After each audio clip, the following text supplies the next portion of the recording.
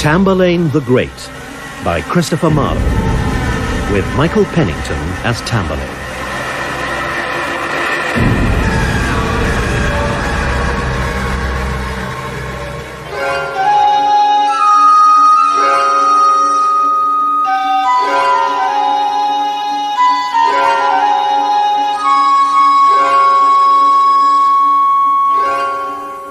Brother Cosroe, I find myself aggrieved, yet insufficient to express the same, for it requires a great and thundering speech. Good brother, tell the cause unto my lords.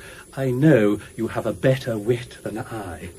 Unhappy Persia, that in former age has been the seat of mighty conquerors, now to be ruled and governed by a man at whose birthday Cynthia with Saturn joined, and Jove the Sun and Mercury denied to shed their influence in his fickle brain. Now Turks and Tartars shake their swords at thee, meaning to mangle all thy provinces. Brother, I see your meaning well enough, and through your planets I perceive you think I am not wise enough to be a king. But I refer me to my noblemen that know my wit, and can be witnesses. I might command you to be slain for this. Meander, might I not? Not for so small a fault, my sovereign lord. I mean it not, but yet I know I might. Yet live. Yea, live, Mycetes wills it so. Meander, thou, my faithful counsellor, declare the cause of my conceived grief, which is, God knows, about that Tamburlaine, that like a fox in midst of harvest time doth prey upon my flocks of passengers, and, as I hear, doth mean to pull my plumes. Therefore, 'tis good and meet for to be wise. Oft have I heard your majesty complain of Tamburlaine, that sturdy Scythian thief, that robs your merchants of Persepolis, treading by land unto the western isles, and in your confines with his lawless train, daily commits incivil outrages, hoping, misled by dreaming prophecies, to reign in Asia, and with barbarous arms to make himself the monarch of the East. But ere he march in Asia, or display his vagrant ensign in the Persian fields, your grace hath taken order by Theridanes, charged with 1,000 horse, to apprehend and bring him captive to your highness' throne. Full true thou speak'st, and like thyself, my lord, whom I may term a Damon for thy love. Therefore 'tis best, if so it like you all, to send my 1,000 horse incontinent to apprehend that paltry Scythian. How like you this, my honourable lords? Is it not a kingly resolution? It cannot choose, because it comes from you. Then hear thy charge, valiant Theridanes, the chiefest captain of Mycetes' host. Thou shalt be leader of this 1,000 horse, whose foaming gall with rage and high disdain have sworn the death of wicked Tamburlaine. Go frowning forth, but come now smiling home, as did Sir Paris with the Grecian dame. Return with speed. Time passeth swift away. Our life is frail, and we may die today. Before the moon renew her borrowed light, doubt not, my lord and gracious sovereign, but Tamburlaine and that Tartarian rout shall either perish by our warlike hands, or plead for mercy at your highness' feet. Go, stout Theridanes. Thy words are swords, and with thy looks thou conquerest all thy foes. I long to see thee back return from thence, that I may view these milk-white steeds of mine, all loaden with the heads of killed men, and from their knees even to their hooves below, besmeared with blood. That makes a dainty show. Then now, my lord, I humbly take my leave. Theridames, farewell 10,000 times. Ah, Menaphon, why stayest thou behind, when other men press forward for renown? Go, Menaphon, go into Scythia, and foot by foot follow Theridames. Nay, pray you let him stay. A greater task fits Menaphon than warring with a thief. Create him pro-rex of all Africa, that he may win the Babylonians' hearts, which will revolt from Persian government unless they have a wiser king than you. Unless they have a wiser king than you? These are his words. Meander, set them down. And add this to them, that all Asia lament to see the folly of their king. Well, here I swear by this, my royal seat. You may do well to kiss it, then. Embossed with silk, as best beseems my state, to be revenged for these contemptuous words. Oh, where is duty and allegiance now? Fled to the Caspian or the Ocean main? What shall I call thee, brother? No, a foe. Monster of nature, shame unto thy stock that darest presume thy sovereign for to mock. Meander, come. I am abused, Meander. How now, my lord, what mated and amazed to hear the king thus threatened like himself? Ah, Menaphon, I pass not for his threats. The plot is laid by Persian noblemen and captains of the Median garrisons to crown me Emperor of Asia. But this it is that doth excruciate the very substance of my vexed soul. To see our neighbours, that were wont to quake and tremble at the Persian monarch's name, now sits and laughs our regiment to scorn, and that which might resolve me into tears. Men from the farthest equinoctial line have swarmed in troops into the eastern India, lading their ships with gold and precious stones, and made their spoils from all our provinces. This should entreat your highness to rejoice, since fortune gives you opportunity to gain the title of a conqueror by curing of this maimed empery. But Menaphon, what means this trumpet sound? Behold, my lord, Ortigius and the rest bringing the crown to make you emperor. Magnificent and mighty Prince Cosroe, we, in the name of other Persian states and commons of this mighty monarchy, present thee with the imperial diadem. Well, since I see the state of Persia droop and languish in my brother's government, I willingly receive the imperial crown, and vow to wear it for my country's good. In spite of them shall malice my estate. And in assurance of desired success, we here do crown thee monarch of the East. Long live Cosroe, mighty emperor.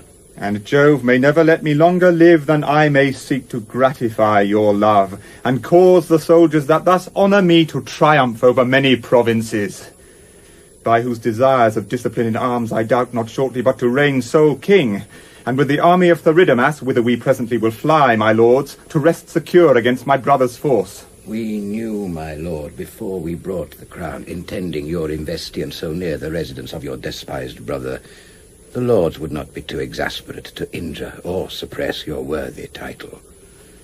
Or if they would, there are in readiness 10,000 horse to carry you from hence, in spite of all suspected enemies. I know it well, my lord, and thank you all. Sound up the trumpets, then! God save the king.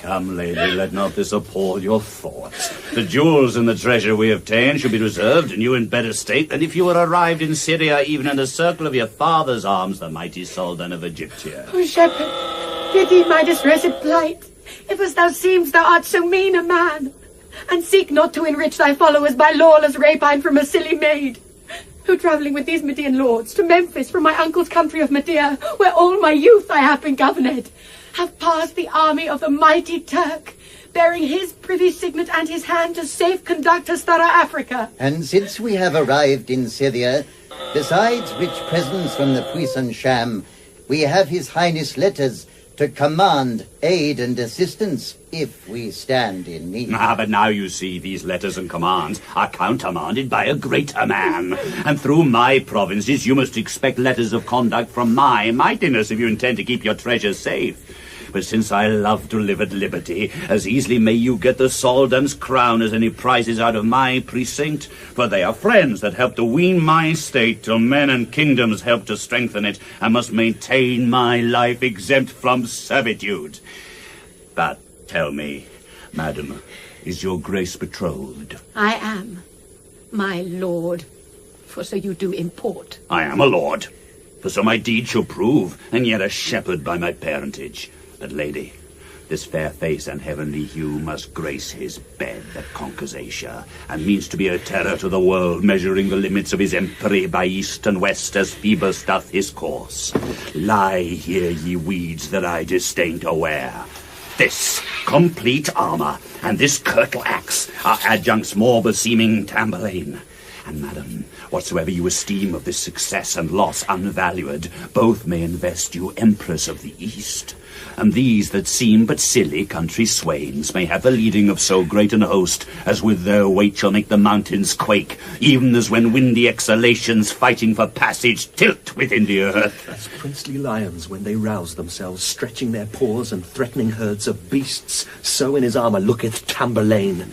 Methinks I see kings kneeling at his feet, and he with frowning brows and fiery looks, spurning their crowns from off their captive heads. And making thee and me Techelles kings, that even to death will follow Tamburlaine. Nobly resolved, sweet friends and followers. These lords, perhaps, do scorn our estimates, and think we prattle with distempered spirits. But since they measure our deserts so mean, that in conceit bear empires on our spears, affecting thoughts co-equal with the clouds, they shall be kept our forced followers, till with their eyes they view us emperors. The gods, defenders of the innocent, will never prosper your intended drifts, that thus oppress poor friendless passengers. Therefore, at least admit us liberty, even as thou hopest to be eternized by living Asia's mighty emperor. I hope our lady's treasure and our own may serve for ransom to our liberties. Return our mules and empty camels back, that we may travel into Syria, where her betrothed lord Alcidamas expects the arrival of her highness person. And wheresoever we repose ourselves, we will report but well of Tamburlaine. Disdain, Zenocrate, to live with me? Or you, my lords, to be my followers? Think you I weigh this treasure more than you? Not all the gold in India's wealthy arms shall buy the meanest soldier in my train. Zenocrate, lovelier than the love of Jove, brighter than is the silver Rhodope, fairer than white as snow on Scythian hills, thy person is more worth to Tamburlaine than the possession of the Persian crown, which gracious stars have promised of my birth. 100 Tartars shall attend on thee, mounted on steeds, swifter than Pegasus. Thy garment shall be made of Median silk, enchased with precious jewels of mine own, more rich and valueless than Zenocrate's. With milk-white hearts upon an ivory sled, thou shalt be drawn amidst the frozen poles, and scale the icy mountain's lofty tops, which with thy beauty will be soon resolved. My martial prizes, with 500 men, one on the 50-headed Volga's waves, shall all we offer to Zenocrate, and then myself to fair Zenocrate. What now, in love? Techelles, women must be flattered. But this is she with whom I am in love. News! News! Now, what's the matter? 1,000 Persian horsemen are at hand, sent from the king to overcome us all. How now? My lords of Egypt and Zenocrate. Now must your jewels be restored again, and I that triumphed so be overcome. How say you, lordings? Is not this your hope? We hope yourself will willingly restore them. Such hope, such fortune have the 1,000 horse. Soft ye, my lords, and sweet Zenocrate, you must be forced from me ere you go. 1,000 horsemen? We 500 foot, an odds too great for us to stand against. But are they rich, and is their armour good? Their plumed helms are wrought with beaten gold, their swords enameled, and about their necks hang massy chains of gold down to the waist, and in every part exceeding brave and rich. And shall we fight courageously with them, or look you I shall play the orator? No, cowards and faint-hearted runaways look for orations when the foe is near. Our sword shall play the orators for us. Come, let us meet them at the mountain foot, and with a sudden and a hot alarm, drive all their horses headlong down the hill. Come, let us march! Stay, Techelles, ask a parley first. Open the mails, yet guard the treasure shore. Lay out our golden wedges to the view, that their reflections may amaze the Persians. And look we friendly on them when they come, but If they offer word or violence, we'll fight 500 men-at-arms to one before we part with our possession. Against the general we will lift our swords, and either lance his greedy, thirsting throat, or take him prisoner, and his chain shall serve for manacles till he be ransomed home. I hear them come. Shall we encounter them? Keep all your standings and not stir a foot. Myself will bide the danger of the brunt.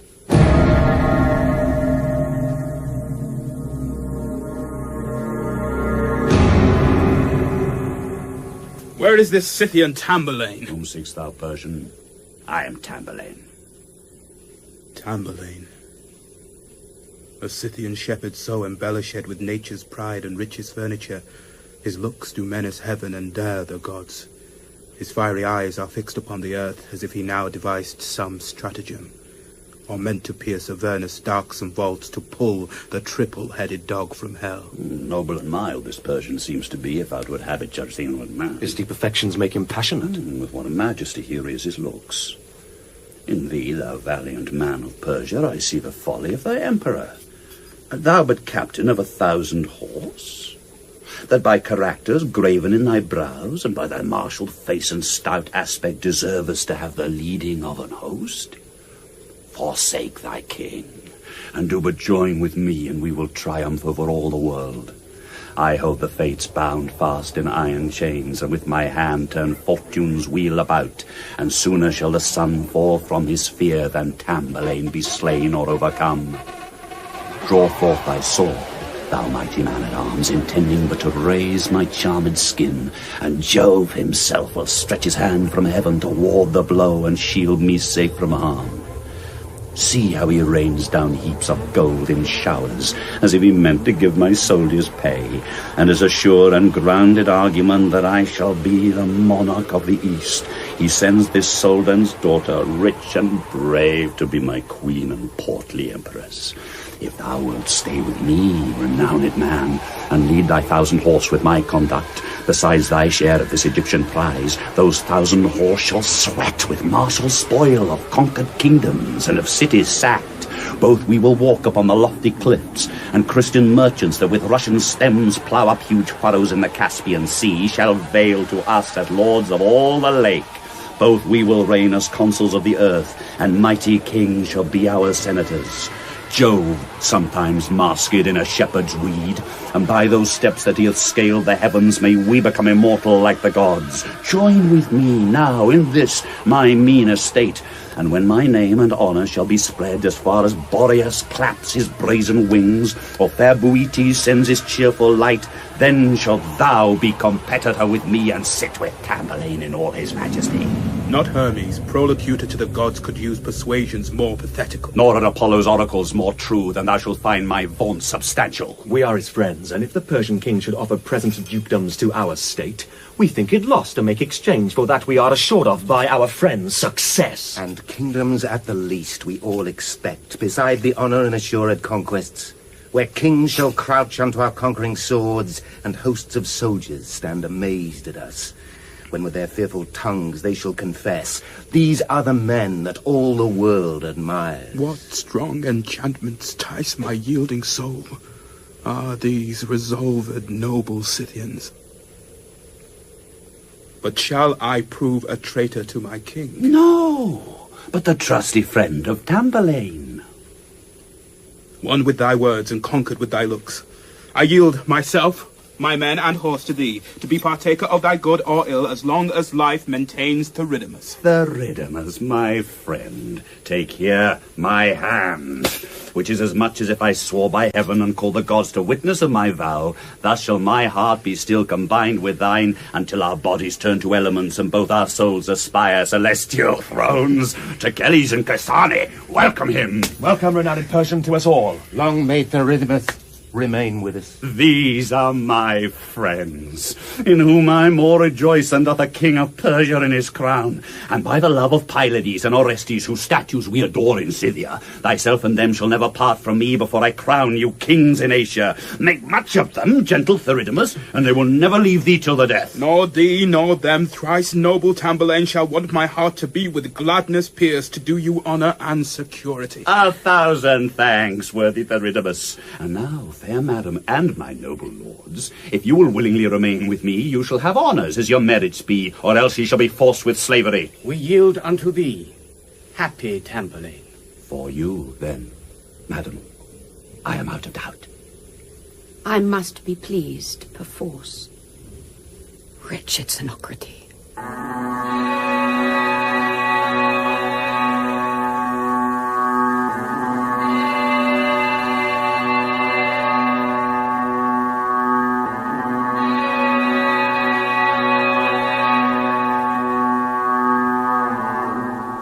In happy hour we have set the crown upon your kingly head, that seeks our honour in joining with the man ordained by heaven to further every action to the best. Our army will be 40,000 strong when Tamburlaine and brave Theridanes have met us by the river Araris, and all conjoined to meet the witless king that now is marching near to Parthia, and with unwilling soldiers, faintly armed, to seek revenge on me and Tamburlaine, to whom, sweet Menaphon, direct me straight. I will, my lord.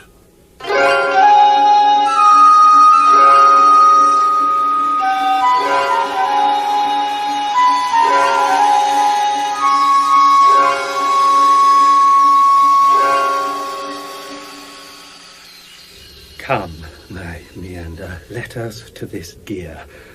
I tell you true, my heart is swollen with wrath on this same thievish villain Tamburlaine, and of that false Cosroe, my traitorous brother. Would it not grieve a king to be so abused, and have 1,000 horsemen ta'en away, and which is worst, to have his diadem sought for by such scald knaves as love him not? I think it would. Well then, by heavens I swear, Aurora shall not peep out of her doors, but I will have Cosroe by the head, and kill proud Tamburlaine with point of sword. Tell you the rest, Meander. I have said. Then, having passed Armenian deserts now, and pitched our tents under the Georgian hills, whose tops are covered with Tartarian thieves that lie in ambush waiting for a prey, what should we do but bid them battle straight and rid the world of those detested troops, lest if we let them linger here a while, they gather strength by power of fresh supplies. Therefore, cheer up your minds. Prepare to fight. He that can take or slaughter Tamburlaine shall rule the province of Albania. Who brings that traitor's head Theridanes shall have a government in Media, beside the spoil of him and all his train.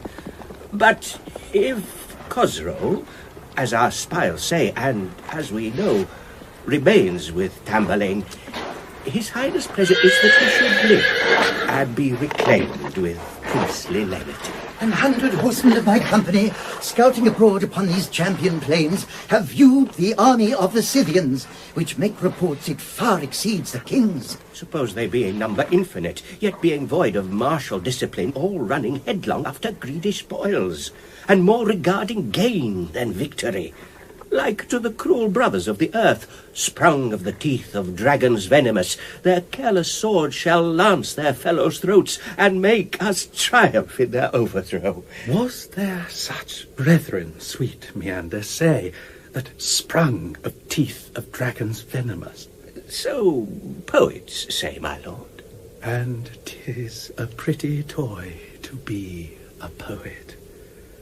Well, well, Meander, thou art deeply read, and having thee, I have a jewel sure. Go on, my lord, and give your charge, I say. Thy wit shall make us conquerors today. Then, noble soldiers, to entrap these thieves that live confounded in disordered troops, if wealth or riches may prevail with them, we have our camels laden all with gold, which you, that be but common soldiers, shall fling in every corner of the field. And while the base-born Tartars take it up, you, fighting more for honour than for gold, shall massacre those greedy-minded slaves.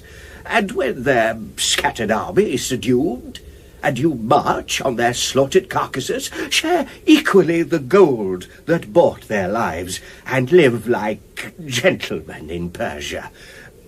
Strike up the drum, and march courageously, Fortune herself doth sit upon our crests. He tells you true, my masters, so he does. Drums, why sound ye not when Meander speaks?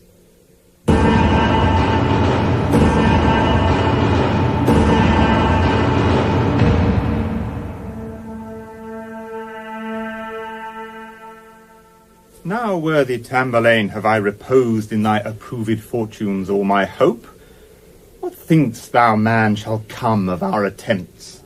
For even as from assured oracle, I take thy doom for satisfaction. So mistake you not a whit, my lord, for fates and oracles of heaven have sworn to royalize the deeds of Tamburlaine, and make them blessed that share in his attempts.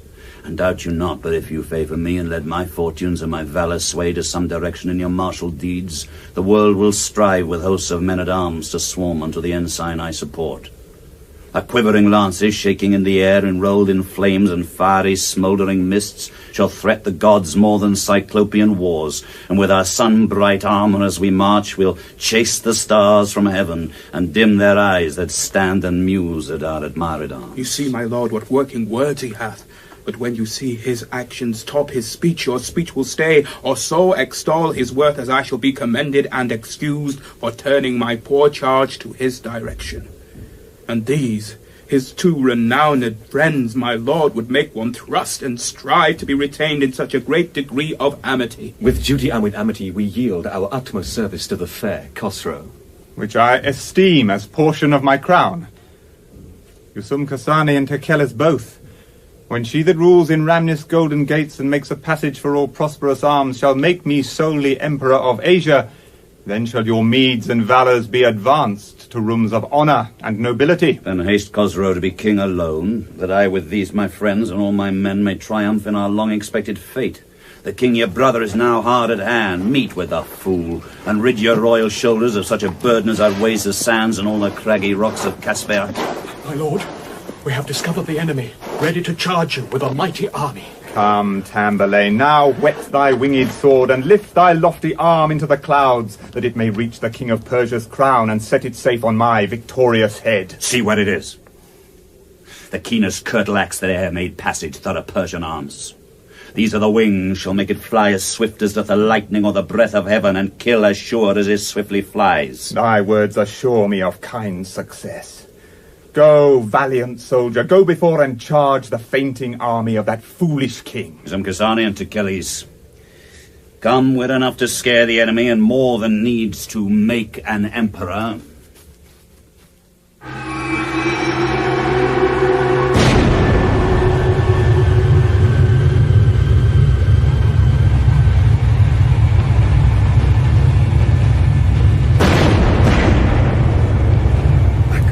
Blessed be he that first invented war. They knew not, simple men, how those were hit with pelting cannon shot stand staggering like a quivering aspen leaf, fearing the force of Boreas' boisterous blast. In what a lamentable case were I if nature had not given me wisdom's law. Kings are clouts that every man shoots at. Our crown, the pin that thousands seek to cleave. Therefore, in policy, I think it good to hide it close. A goodly stratagem, and far from any man that is a fool. So shall I not be known, or if I be, they cannot take away my crown from me. Here will I hide it in this simple hole. What fearful cowards straggling from the camp when kings themselves are present in the field? Thou liest! Base villain, darest thou give the lie? Obey, I am the king. Go, touch me not, thou breakst the law of arms, unless thou kneel and cry me mercy, noble king. Are you the witty king of Persia? Marry, am I? Have you any suit to me? I would entreat you speak but 3 wise words.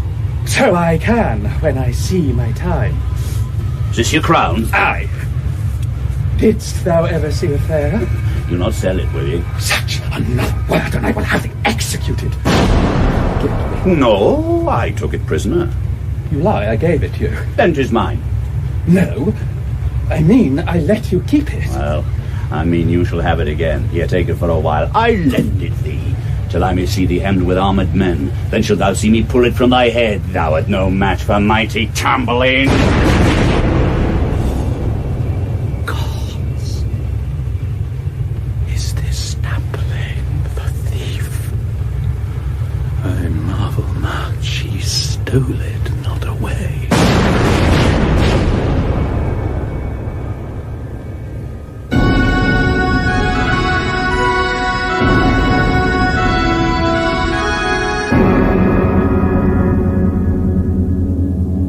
Thee, Cosroe, wear 2 imperial crowns.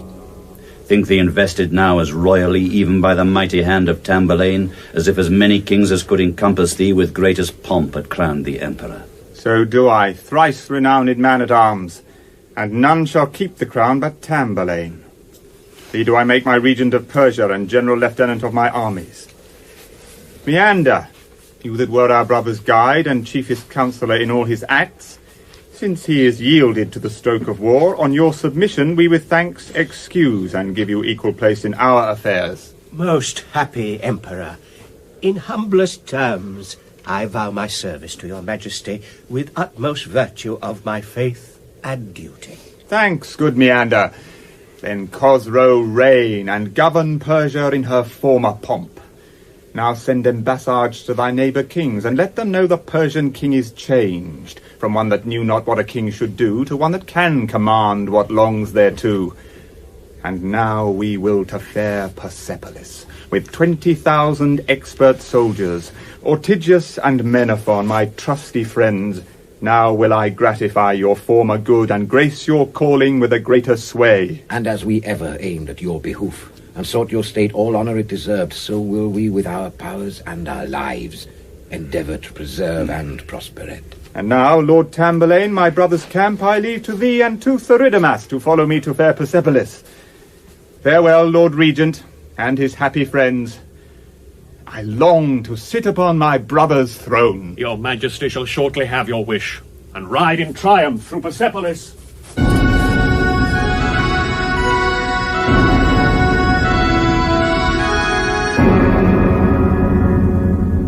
Ride in triumph through Persepolis. Is it not brave to be a king? Techelles, Usumcasane and Theridanes.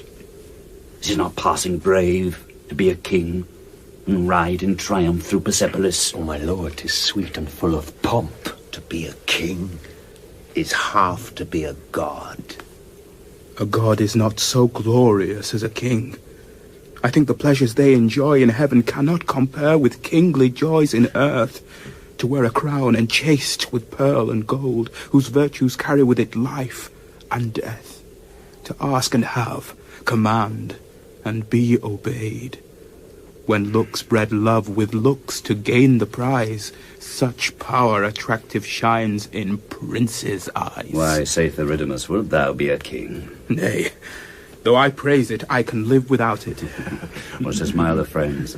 Will you be kings? Aye, if I could with all my heart, my lord. Why, that's well said, Techelles. So would I, and so would you, my masters. Would you not? What then, my lord? Why then, Casane, shall we wish for aught the world affords in greatest novelty, and rest a temptless, faint, and destitute? Methinks we should not.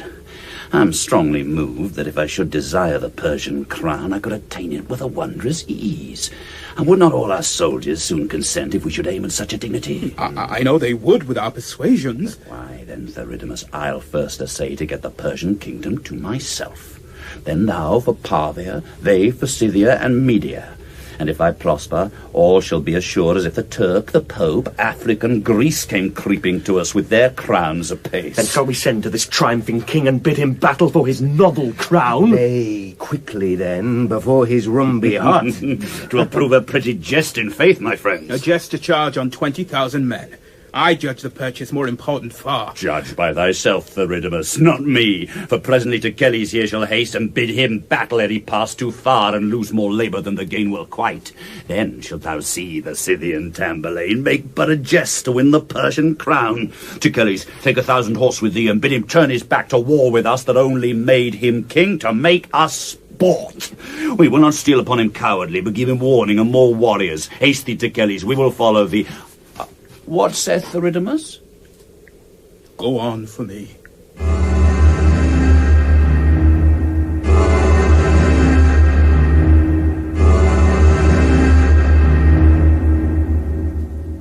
What means this devilish shepherd to aspire with such a giantly presumption, to cast up hills against the face of heaven, and dare the force of angry Jupiter?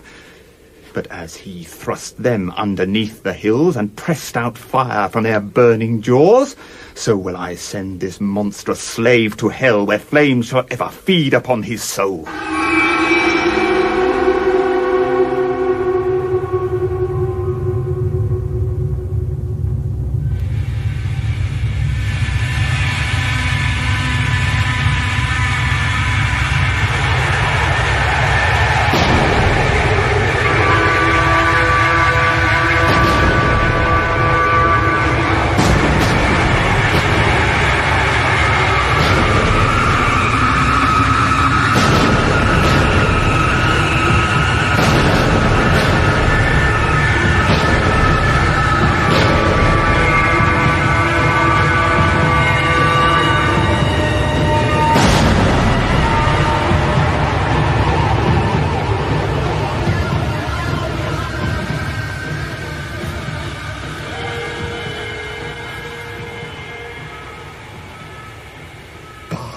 And bloody Tamburlaine, thus to deprive me of my crown and life.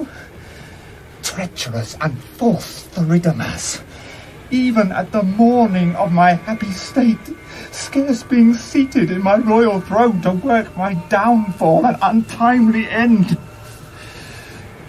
An uncouth pain torments my grieved soul, and death arrests the organ of my voice, who entering at the breach thy sword hath made, sacks every vein and artery of my heart. Bloody and insatiate Tamburlaine! The thirst of rain and sweetness of a crown that caused the eldest son of heavenly Ops to thrust his doting father from his chair and place himself in the imperial heaven, move me to manage arms against thy state. What better precedent than mighty Jove? Nature, that framed us of 4 elements, warring within our breasts for regiment to teach us all to have aspiring minds. Our souls, whose faculties can comprehend the wondrous architecture of the world and measure every wandering planet's course, still climbing up the knowledge infinite and always moving as the restless spheres, wills us to wear ourselves and never rest until we reach the ripest fruit of all, that perfect bliss and soul felicity, the sweet fruition of an earthly crown. And that made me to join to Tamburlaine. For he is gross and like the massy earth that moves not upwards, nor by princely deeds doth mean to soar above the highest sort. And that made us the friends of Tamburlaine to lift our swords against the Persian king. For as when Jove did thrust old Saturn down, Neptune and Dis gained each of them a crown, so do we hope to reign in Asia, if Tamburlaine be placed in Persia. Theridanes and Tamburlaine, I die, and fearful vengeance light upon you both. Not all the curses which the Furies breed shall make me leave so rich a prize as this. Theridames, Techelles, and the rest, who think you now is king of Persia? Tamburlaine! Tamburlaine! Though Mars himself, the angry god of arms, and all the earthly potentates conspire to dispossess me of this diadem, yet will I wear it in despite of them, as great commander of this eastern world, if you would say that Tamburlaine shall reign. Long live Tamburlaine, and reign in Asia! Oh, now it is more surer on my head than if the gods had held a parliament and all pronounced me king of Persia.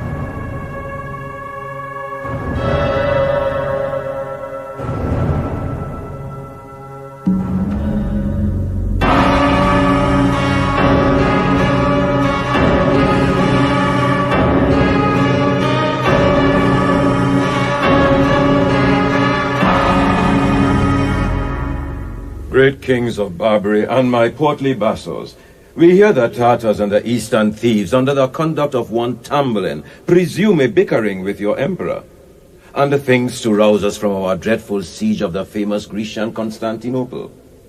You know our army is invincible. As many circumcised Turks we have, and warlike bands of Christians renied, as had the ocean or the Tyrrhene Sea small drops of water when the moon begins to join in one her semicircled horns. Yet would we not be brave with foreign power, nor raise our siege before the Grecians' yield, or breathless lie before the city walls. A renowned emperor and mighty general, what if you sent the bastards of your guard to charge him to remain in Asia, or else to threaten death and deadly arms, as from the mouth of mighty Bajazeth? Hie thee, my vassal, fast to Persia. Tell him thy lord, the Turkish emperor, the high and highest monarch of the world, wills and commands, for say not I entreat, not once to set his foot in Africa, or spread his colors in Gracia, lest he incur the fury of my wrath. Tell him I am content to take a truce, because I hear he bears a valiant mind. But if presuming on his silly power, he be so mad to manage arms with me, then stay thou with him, say I bid thee so. And if before the sun have measured heaven with triple circuit, thou regret us not. We mean to take his mornings next arise, for messenger he will not be reclaimed, and mean to fetch thee in despite of him.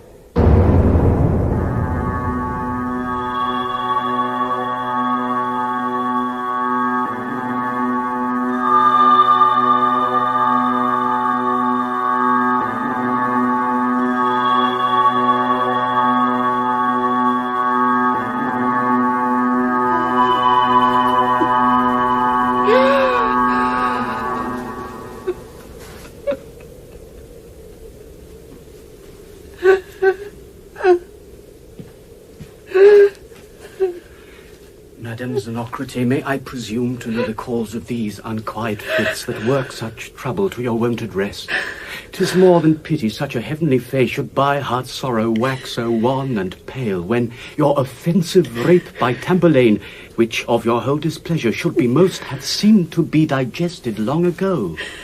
Although it be digested long ago, as his exceeding favours have deserved, and might content the Queen of Heaven as well as it hath changed my first conceived disdain.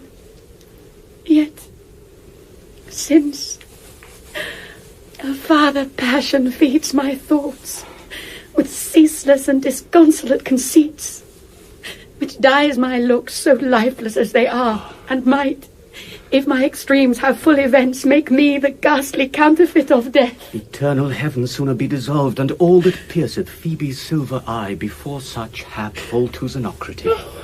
Life and soul still hover in his breast, and leave my body senseless as the earth. Or else unite you to his life and soul, that I may live and die with Tamburlaine. With Tamburlaine? Ah, fair Zenocrate, let not a man so vile and barbarous that holds you from your father in despite, and keeps you from the honours of a queen, being supposed his worthless concubine, be honoured with your love but for necessity.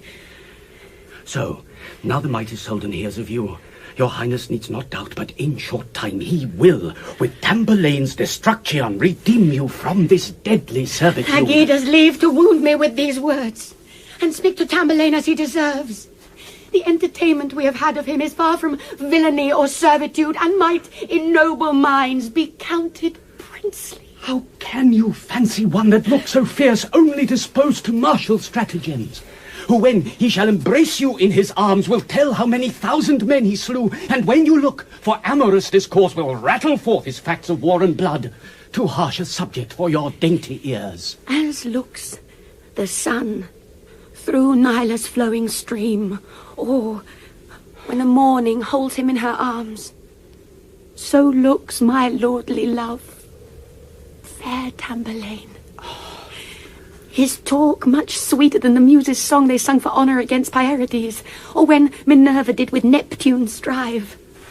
And higher would I rear my estimate than Juno, sister to the highest god, if I were matched with mighty Tamburlaine. Yet be not so inconstant in your love, but let the young Arabian live in hope after your rescue to enjoy his choice. You see, though first the king of Persia, being a shepherd, seemed to love you much, now in his majesty he leaves those looks, those words of favour, and those comfortings, and gives no more than common courtesies. Thence rise the tears that so disdain my cheeks, fearing his love through my unworthiness. Sweet Zenocrate, and walk with me.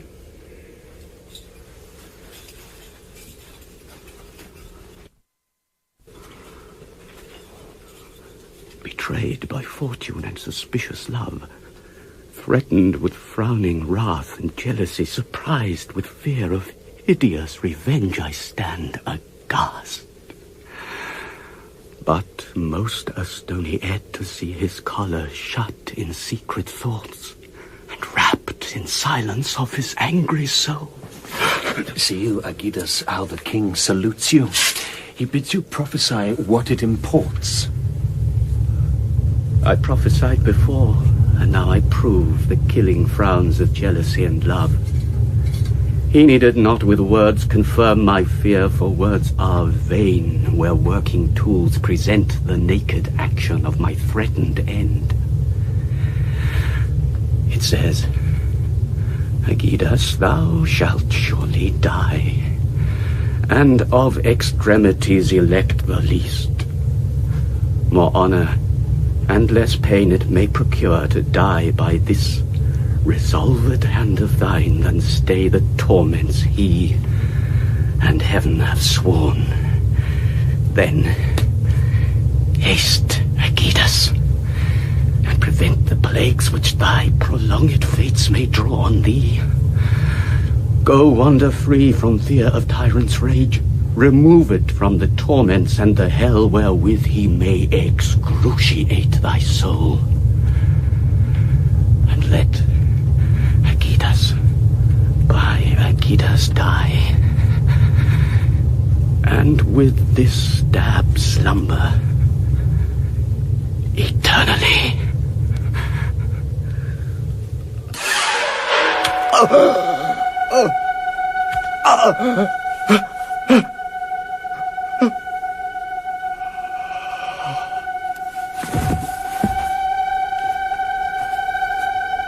Usumcasane, see how right the man hath hit the meaning of my lord the king. Faith. And to Techelles it was manly done. And since he was so wise and honourable, let us afford him now the bearing hence and crave his triple-worthy burial. Agreed, Kasani. We will honour him.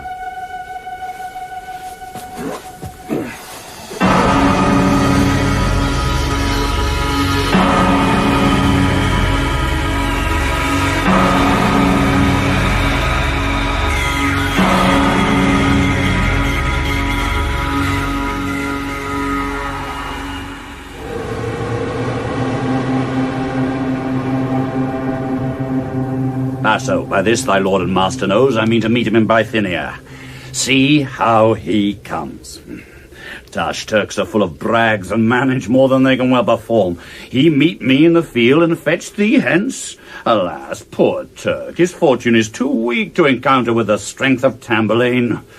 Beware my camp and speak indifferently. Do not my captains and my soldiers look as if they meant to conquer Africa? Your men are valiant, but their number few, and cannot terrify his mighty host. My lord, the great commander of the world, besides 15 contributory kings, hath now in arms 10,000 janissaries, mounted on lusty Mauritanian steeds, brought to the war by men of Tripoli. But will those kings accompany your lord? Such as his highness please. But some must stay to rule the provinces he late subdued. Then fight courageously, their crowns are yours. This hand shall set them on your conquering heads that made me Emperor of Asia. Let him bring millions infinite of men, unpeopling Western Africa and Greece, yet we assure us of the victory. Even he that in a trice vanquished 2 kings more mighty than the Turkish emperor shall rouse him out of Europe and pursue his scattered army till they yield or die. Well said, Theridanes, speak in that mood, for will and shall best fitteth Tamburlaine, whose smiling stars give him assured hope of martial triumph ere he meet his foes. I that am termed the scourge and wrath of God, the only fear and terror of the world, will first subdue the Turk, and then enlarge those Christian captives which you keep as slaves, burdening your bodies with your heavy chains, and feeding them with thin and slender fare, that naked row about the Terrene Sea, and when they chance to breathe and rest a space, are punished with bastones so grievously that they lie panting on the galley's side, and strive for life at every stroke they give. These are the cruel pirates of Argia, that damned train, the scum of Africa, inhabited with straggling renegades that make quick havoc of the Christian blood. But as I live, that town shall curse the time that Tamburlaine set foot in Africa.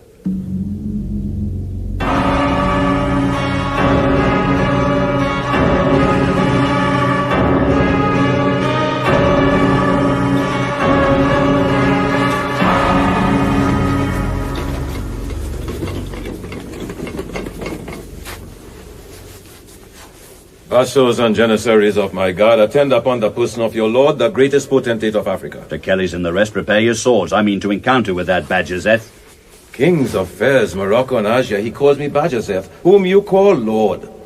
Know the presumption of this Scythian slave. I tell thee, villain, those that lead my horse have to their names titles of dignity, and darest thou bluntly call me Bajazeth? And know thou, Turk, that those which lead my horse shall lead thee captive thorough Africa, and darest thou bluntly call me Tamburlaine? By Mahomet, my kinsman's sepulchre, and by the holy Alcoran, I swear he shall be made a chaste and lustless eunuch, and in my saddle tend my concubines. And all his captains that thus stoutly stand shall draw the chariot of my empress, whom I have brought to see their overthrow. By this my sword that conquered Persia, thy fall shall make me famous through the world.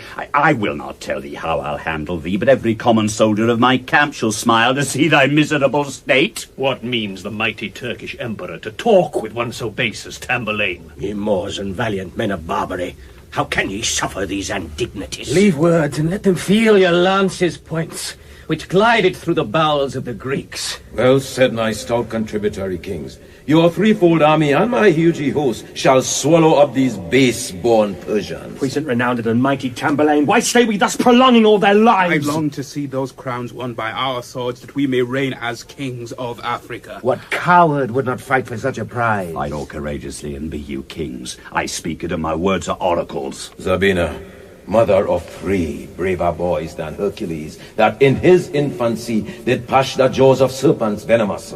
Sit here upon this royal chair of state, and on thy head wear my imperial crown, until I bring this sturdy Tamburlaine and all his captains bound in captive chains. Such good success happened to Bajazeth. Zenocrate, the loveliest maid alive, fairer than rocks of pearl and precious stone, the only paragon of Tamburlaine, whose eyes are brighter than the lamps of heaven, and speech more pleasant than sweet harmony, that with thy looks canst clear the darkened sky and calm the rage of thundering Jupiter. Sit down by her, adorned with my crown as if thou wert the empress of the world. Stir not, Zenocrate, until thou see me march victoriously with all my men, triumphing over him and these his kings, which I will bring as vassals to thy feet. Till then, take thou my crown, vaunt of my worth, and manage words with her as we will arms. And may my love, the king of Persia, return with victory and free from wound. Now shalt thou feel the force of Turkish arms, which lately made all Europe quake for fear. Thou knowest not, foolish hardy Tamburlaine, what 'tis to meet me in the open field that leaves no ground for thee to march upon. Our conquering sword shall marshal us the way we used to march upon the slaughtered foe. Legions of spirits fleeting in the air direct our bullets and our weapons' points, and make our strokes to wound the senseless lure. And when she sees our bloody colours spread, then victory begins to take her flight, resting herself upon my milk-white tent. But come, my lords, to weapons let us fall. The field is ours, the Turk, his wife, and all. Come, kings and vassals. Let us glut our swords that thirst to drink the feeble Persian's blood.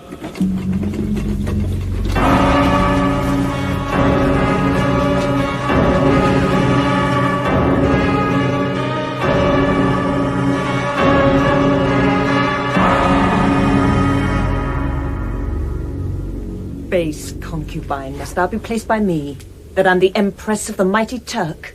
Disdainful Turkess and unreverent boss, call'st thou me concubine that am betrothed unto the great and mighty Tamburlaine? To Tamburlaine, the great Tartarian thief? Thou wilt repent these lavish words of thine, when thy great basso master and thyself must plead for mercy at his kingly feet, and sue to me to be your advocates. And sue to thee? I tell thee, shameless girl, thou shalt be laundress to my waiting maid. How likest thou her, Abir? Will she serve? Madam, she thinks perhaps she is too fine, but I shall turn her into other weeds, and make her dainty fingers fall to work. Hear'st thou a nipper? How thy drudge doth talk, and how my slave her mistress menaceth. Both for their sauciness shall be employed to dress the common soldiers' meat and drink. For we will scorn they should come near ourselves. Yet sometimes let your highness send for them to do the work my chambermaid disdains.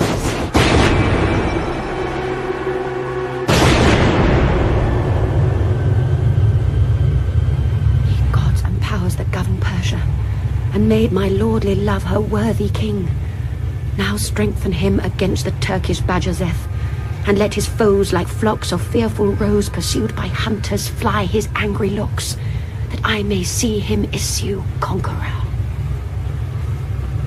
Now Mahomet solicit God himself, and make him rain down murdering shot from heaven to dash the Scythians' brains and strike them dead, that dare to manage arms with him that offered jewels to thy sacred shrine when first he warred against the Christians. This the Turks lie weltering in their blood, and Tamburlaine is lord of Africa. Thou art deceived. I heard the trumpet sound as when my emperor overthrew the Greeks and led them captive into Africa. Straight will I use thee as thy pride deserves. Prepare thyself to live and die my slave. If Mahomet should come from heaven and swear my royal lord is slain or conquered, yet should he not persuade me otherwise but that he lives and will be conqueror.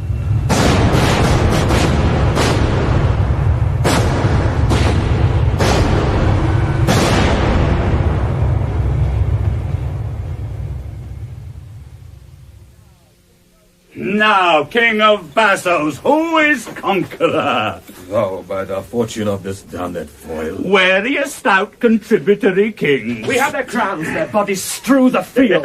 Each man a crown, why, kingly forty faith, deliver them into my treasury. Now let me offer to my gracious lord his royal crown again, so highly won. Nay, take the Turkish crown from her, Zenocrate, and crown me Emperor of Africa. No, Tamburlaine.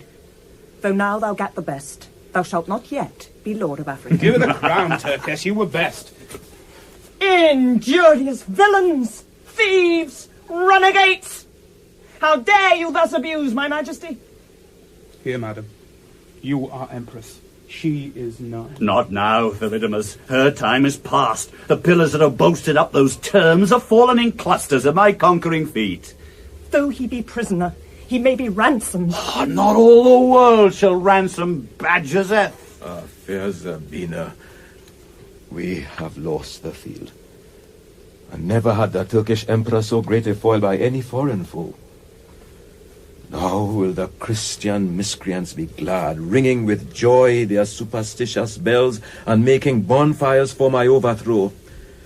But ere I die, those foul idolaters shall make me bonfires with their filthy bones, for though the glory of this day be lost, Afrique and Greece have garrisons enough to make me sovereign of the earth again. Those warlike garrisons will I subdue and ride myself great lord of Africa.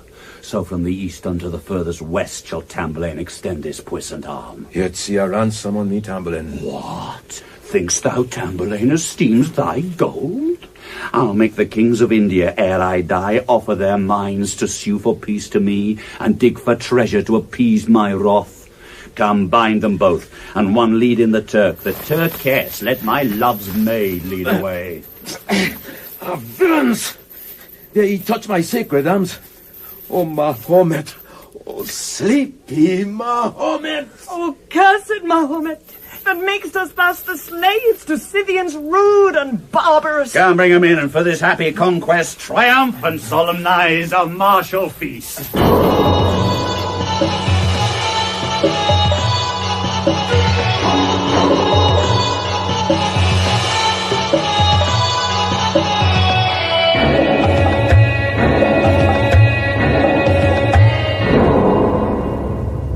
Awake, ye men of Memphis. Hear the clang of Scythian trumpets. Hear the basilics that roaring shake Damascus turrets down. The rogue of Volga holds Zenocrate, the Soldan's daughter for his concubine, and with a troop of thieves and vagabonds hath spread his colours to our high disgrace, while you faint-hearted base Egyptians lie slumbering on the flowery banks of Nile, as crocodiles that unfrighted rest, while thundering cannons rattle on their skins. Nay, mighty Soldan, did your greatness see the frowning looks of mighty Tamburlaine, that with his terror and imperious eyes commands the hearts of his associates, it might amaze your royal majesty. Villain, I tell thee, were that Tamburlaine as monstrous as Gorgon, prince of hell, the Soldan would not start a foot from him. Pleaseth your mightiness to understand his resolution far exceedeth all. The first day when he pitcheth down his tents, white is their hue, and on his silver crest the snowy feather-spangled white he bears to signify the mildness of his mind, that satiate with spoil refuseth blood. But when Aurora mounts the second time, as red as scarlet is his furniture, then must his kindled wrath be quenched with blood, not sparing any that can manage arms. But if these threats move not submission, black are his colours, black pavilion, his spear, his shield, his horse, his armour, plumes, and jetty feathers menace death and hell. Without respect of sex, degree, or age, he raiseth all his foes with fire and sword. Merciless villain, peasant, ignorant of lawful arms or martial discipline, pillage and murder are his usual trades. The slave usurps the glorious name of war. See, Capolin, the fair Arabian king that hath been disappointed by this slave of my fair daughter and his princely love may have fresh warning to go to war with us and be revenged for her disparagement.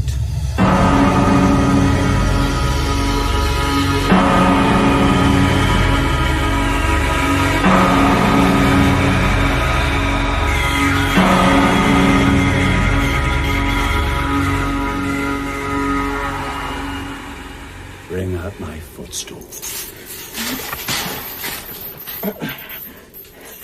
Ye holy priests of heavenly Mahomet, that sacrificing slice and cut your flesh, staining his altars with your purple blood, make heaven to frown on every fixed star, to suck up poison from the Moorish fens and pour it in this glorious tyrant's throat. The chiefest god, first mover of that sphere, and chased with thousands ever-shining lamps, will sooner burn the glorious flame of heaven than it should so conspire my overthrow.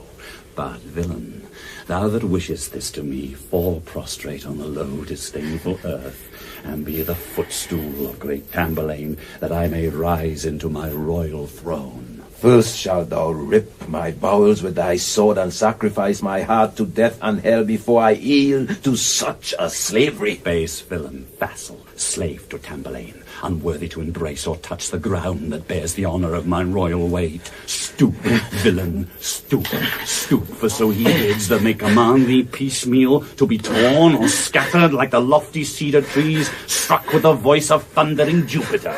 Then as I look down to the damned fiends look on me, and thou dread god of hell with ebon sceptre, strike this hateful earth and make it swallow both of us at once. Now, clear the triple region of the air, and let the majesty of heaven behold their scourge and terror.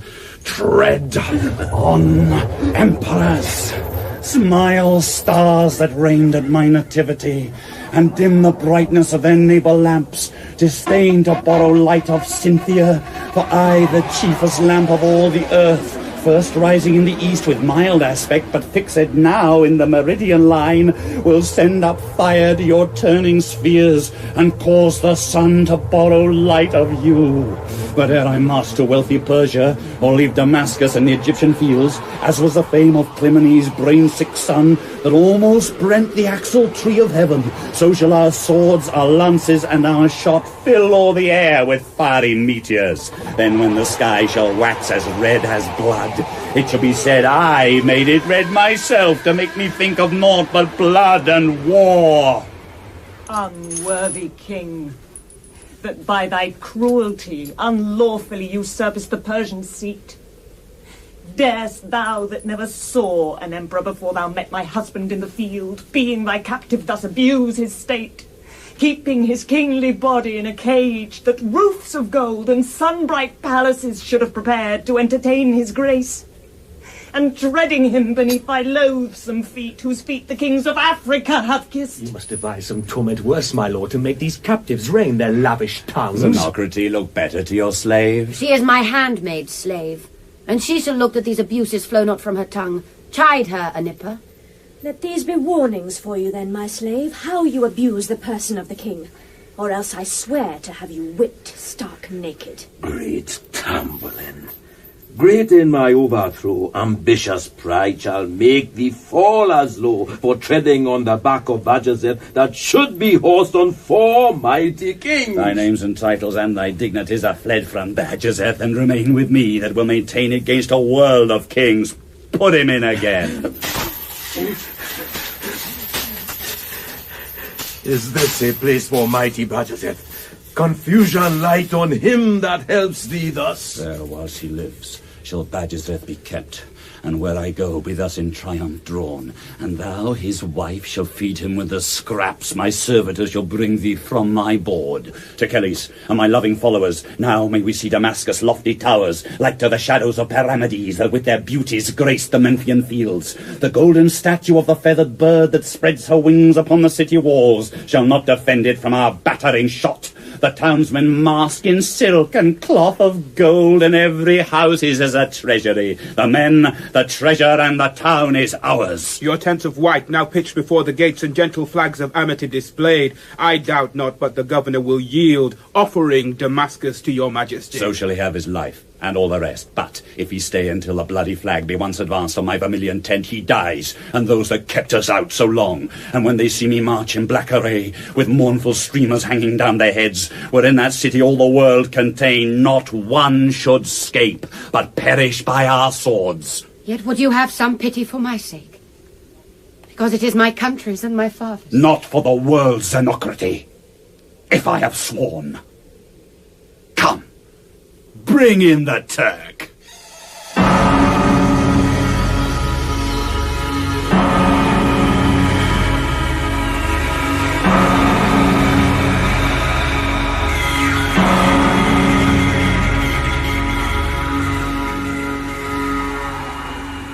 A monster of 500,000 heads, compact of rapine, piracy, and spoil, the scum of men, the hate and scourge of God, raves in Egyptia and annoyeth us.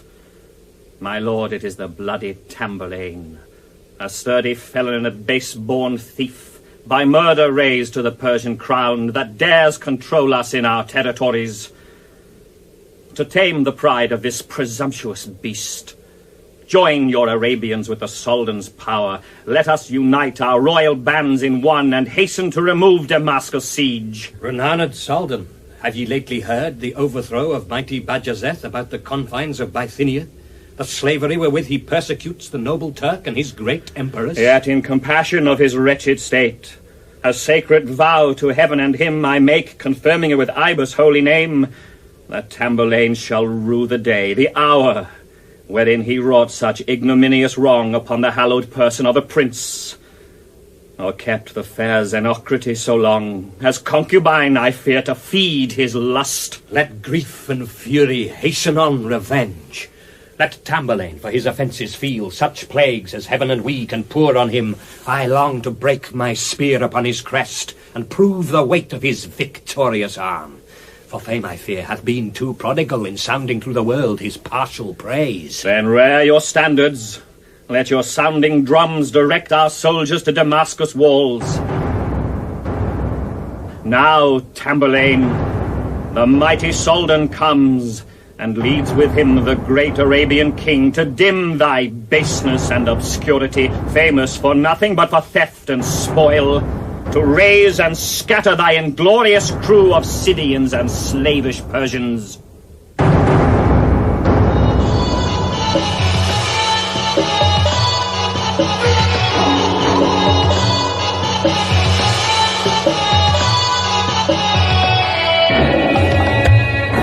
Our bloody colours by Damascus, reflecting hues of blood upon their heads, while they walk quivering on their city walls, half dead for fear before they feel my wrath.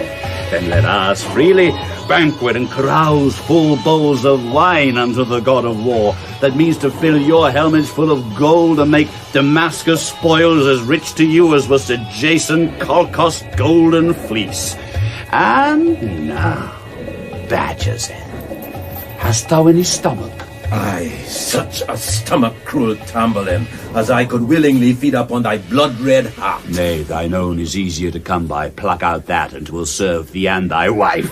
Well, Zenocrate, Techelles, and the rest, fort your victuals. Fall to, and never may your meat digest. Ye furrows that can mask invisible, dive to the bottom of Avernus pool, and in your hands bring hellish poison up, and squeeze it in the cup of Tamburlaine. Or winged snakes of Luna, cast your stings and leave your venoms in this tyrant's dish. And may this banquet prove as ominous as probes to the adulterous Thracian king that fed upon the substance of his child. My lord, how can you suffer these outrageous curses by these slaves of yours? Not to let them see divine Zenocrate, I glory in the curses of my foes, having the power from the imperial heaven to turn them all upon their proper heads. I pray you give them leave, madam. This speech is a goodly refreshing to them. But if his highness would let them be fed, it would do them more good. Sirrah, why fall ye not to? Are you so daintily brought up you cannot eat your own flesh? Those legions of devils shall tear thee in pieces. Villain, knowest thou to whom thou speakest? Oh, let him alone. Here. Eat, sir. Take it from my sword's point, or I'll thrust it to thy heart.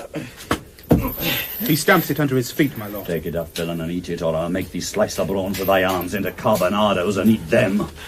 Nay, 'twere better he killed his wife, and then she shall be sure not to be starved, and he be provided for a month's victual before.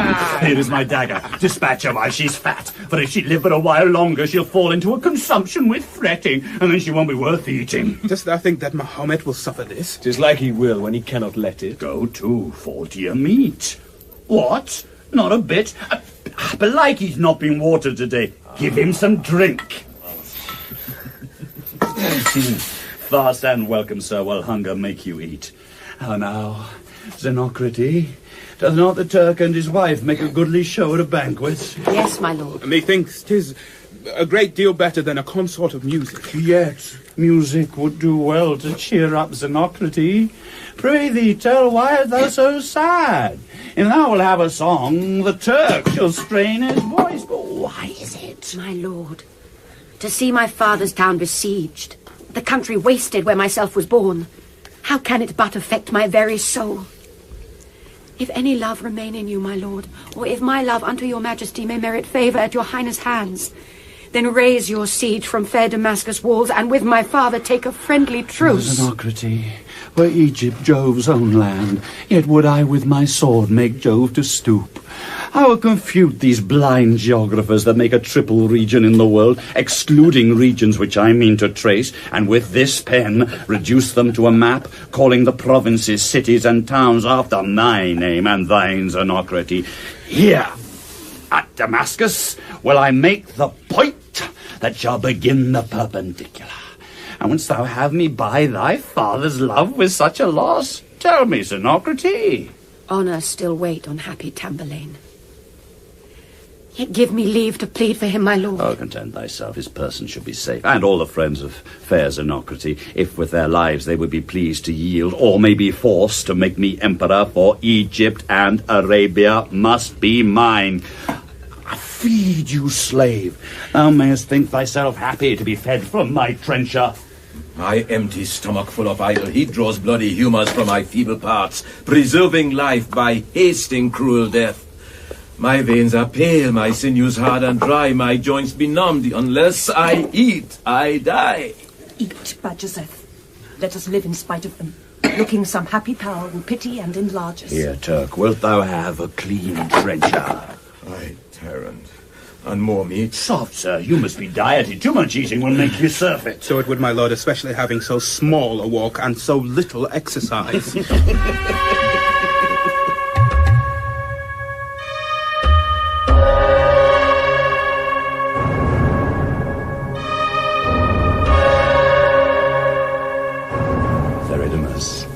Techelles and Usumcasane, here are the cakes you desire to finger, are they not? Aye, my lord, but none save kings must feed with these. 'Tis enough for us to see them, and for Tamburlaine only to enjoy them. Well, here is now to the Soldan of Egypt, the king of Arabia, and the governor of Damascus. Now, take these 3 crowns and pledge me my contributory kings. I crown you here, Theridanes, King of Argia, Techelles, King of Fez, and Usumcasane, King of Morocco. How say you to this, Turk? These are not your contributory kings. Nor shall they be long thine, I warn them. Kings of Argia, Morocco, and of Fez, you that have marched with happy Tamburlaine as far as from the frozen place of heaven unto the watery morning's ruddy bower, and thence by land unto the torrid zone, deserve these titles I endow you with, by valour and by magnanimity. Your births shall be no blemish to your fame. The virtue is the fount whence honour springs, and they are worthy she investeth kings. And since your highness hath so well vouchsafed, if we deserve them not with higher meeds than erst our states and actions have retained, then take them away again, and make us slaves. Well said, Theridanes. When holy fate shall stablish me in strong Egyptia, we mean to travel to the Antarctic pole, conquering the people underneath our feet, and be renowned as never emperors were. Zenocrate, I will not crown thee yet, until with greater honours I be graced.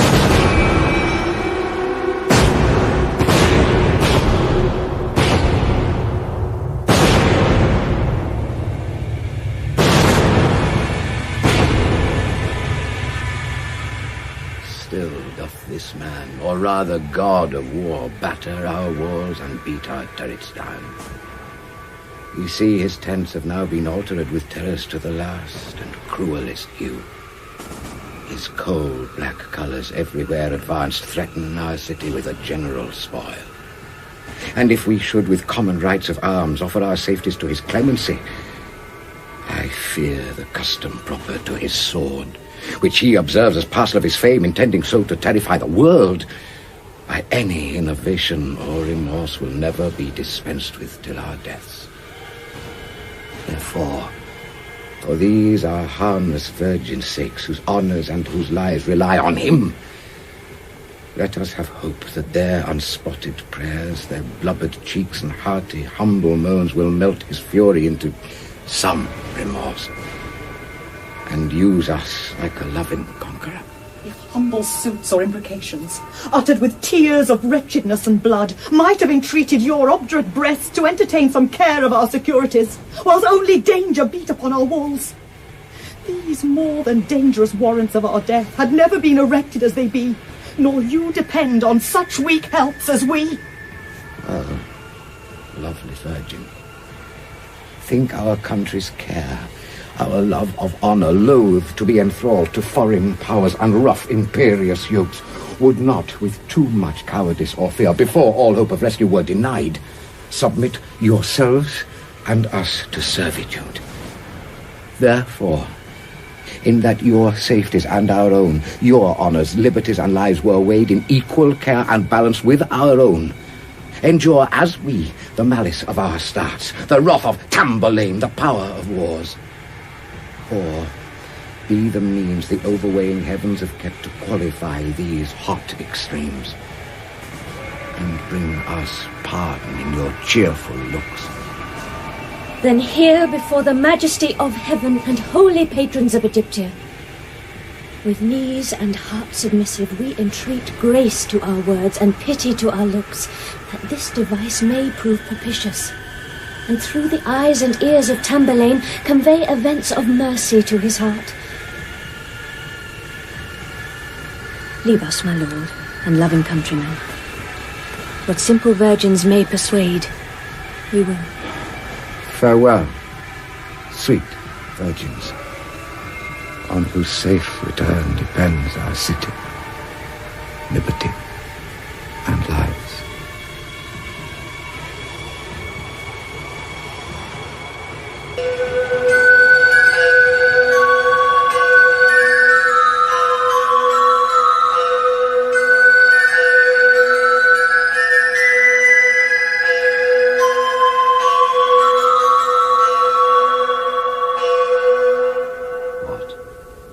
The turtles frayed out of their nests.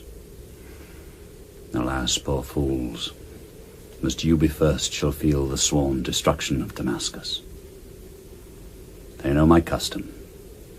Could they not as well have sent ye out when first my milk-white flags, through which sweet mercy threw her gentle beams, reflexing them on your disdainful eyes, as now when fury and insensate hate flings slaughtering terror from my coal-black tents, and tells for truth submissions comes too late.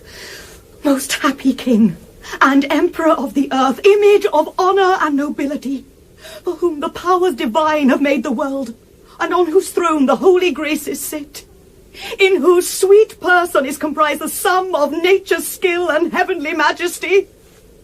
Pity our plights. Pity poor Damascus. Pity old age, within whose silver hairs honour and reverence evermore have reigned. Pity the marriage bed, where many a lord in prime and glory of his loving joy embraceth now with tears of ruth and blood the jealous body of his fearful wife.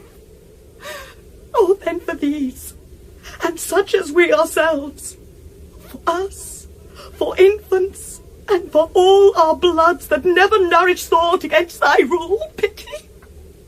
Oh, pity, sacred emperor, the prostrate service of this wretched town, and take in sign thereof this gilded wreath, whereto each man of rule hath given his hand, and wished as worthy subjects happy means to be investors of thy royal brows, even with the true Egyptian diadem. Virgins, in vain ye labour to prevent that which mine honour swears shall be performed.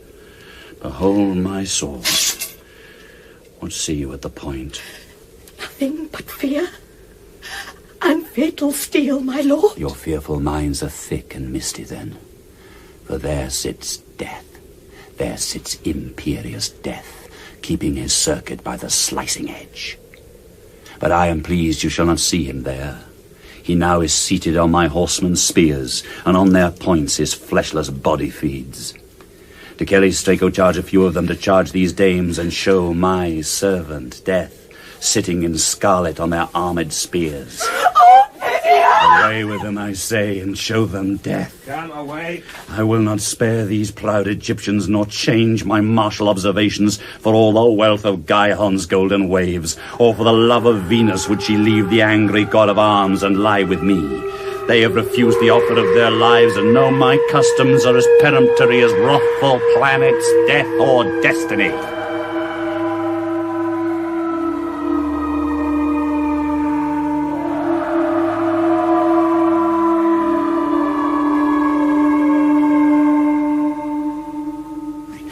What? Have your horsemen shown the virgins death? They have, my lord, and on Damascus walls have hoisted up their slaughtered carcasses. A sight as painful to their souls, I think, as are Thessalian drugs or Mithridate. But go, my lords, put the rest to the sword.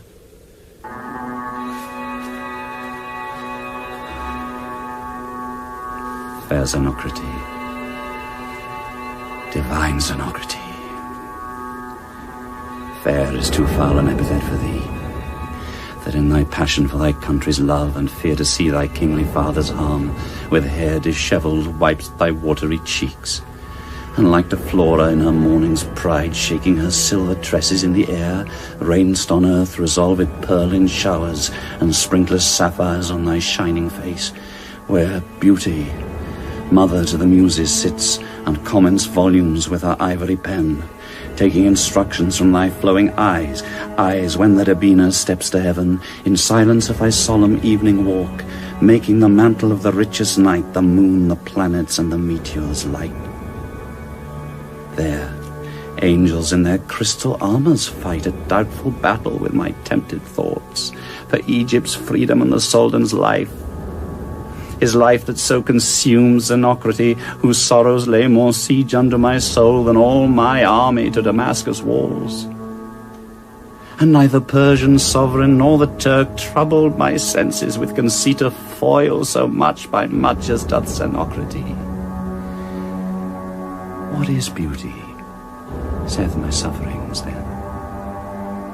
If all the pens that ever poets held had fed the feeling of their master's thoughts, and every sweetness that inspired their hearts, their minds, and muses on admired themes, if all the heavenly quintessence they still from their immortal flowers of poesy, wherein as in a mirror we perceive the highest reaches of a human wit, if these had made one poem's period, and all combined in beauty's worthiness, yet should there hover in their restless heads one thought, one grace, one wonder, at the least, which into words no virtue can digest.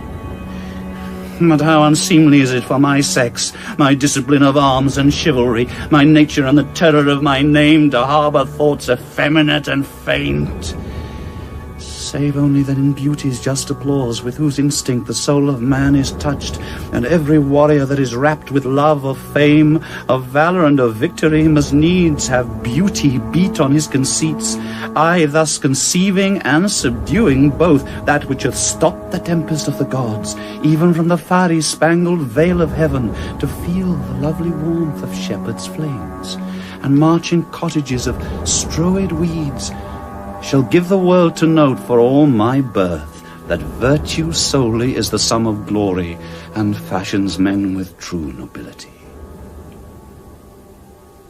Who's within there? Hath Bajazeth been fed today? Aye, my lord. Bring him forth, and let us know if the town be ransacked. The town is ours, my lord, and fresh supply of conquest and of spoil is offered us. That's well, Techelles. What's the news? The Soldan and the Arabian king together march on us with such eager violence as if there were no way but one with us. No more there is not. I warrant thee, Techelles.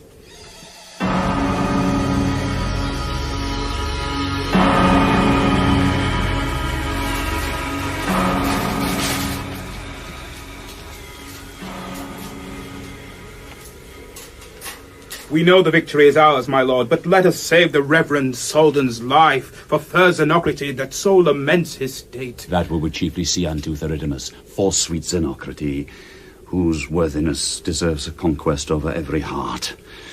And now, my footstool, if I lose the field, you owe of liberty and restitution. Here let him stay, my masters, from the tents, till we have made us ready for the field. Pray for us, Bajazeth. We're going. Go, never to return with victory. Millions of men encompass thee about, and gore thy body with as many wounds. Let all the swords and lances in the field stick in his breast as in their proper rooms. At every pore let blood come dropping forth, that lingering pains may massacre his heart, and madness send his damned soul to hell.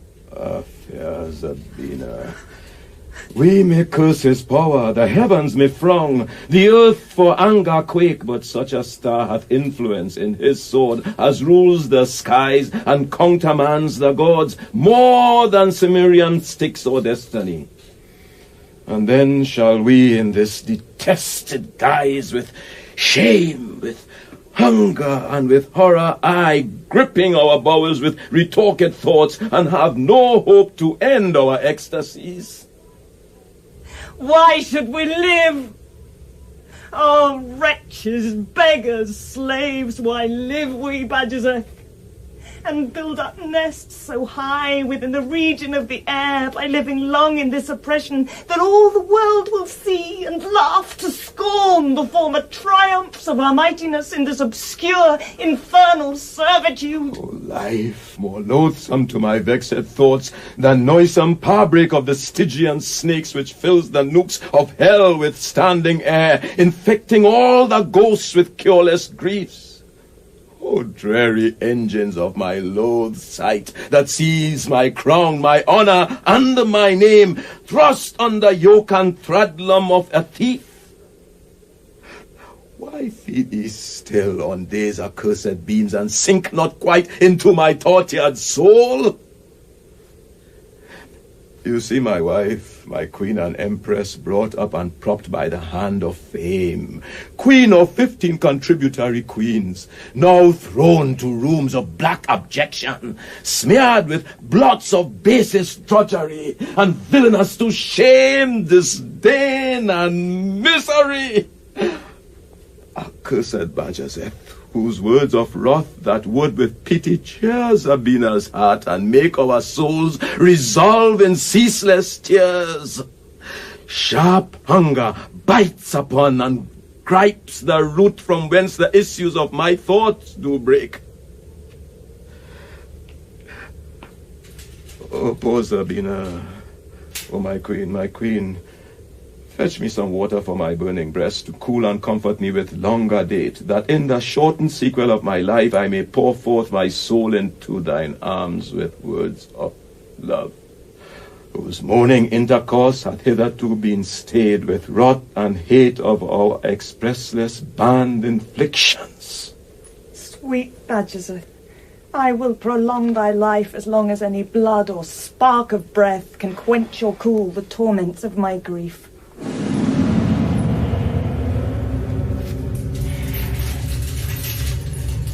Now, Bajazeth, abridge thy baneful days and beat thy brains out of thy conquered head, since other means are all forbidden me, that may be ministers of my decay.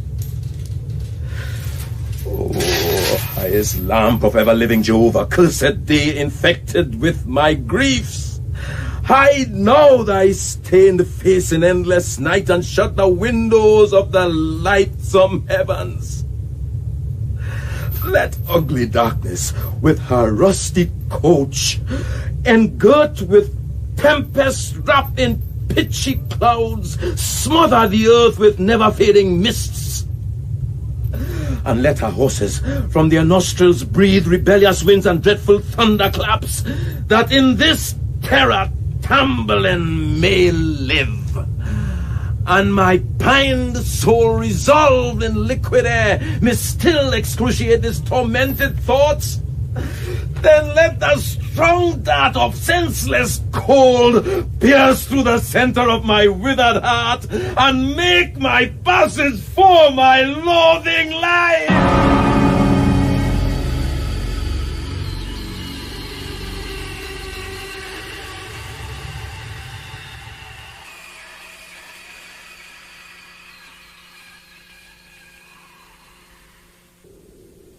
What do mine eyes behold? My husband dead?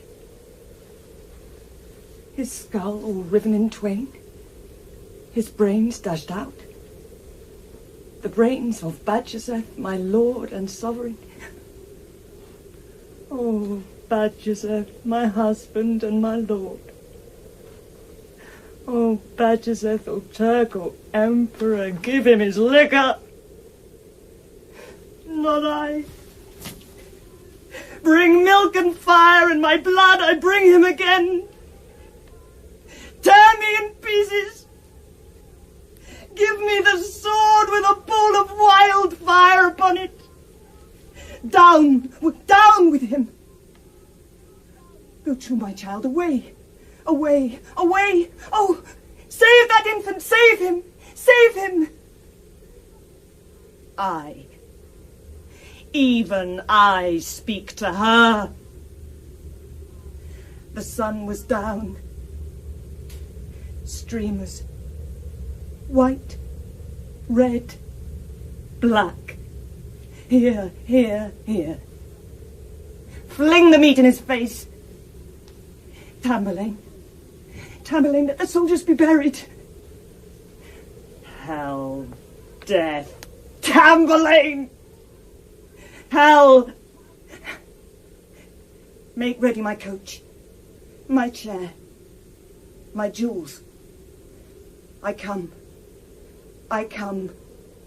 I come. Ah!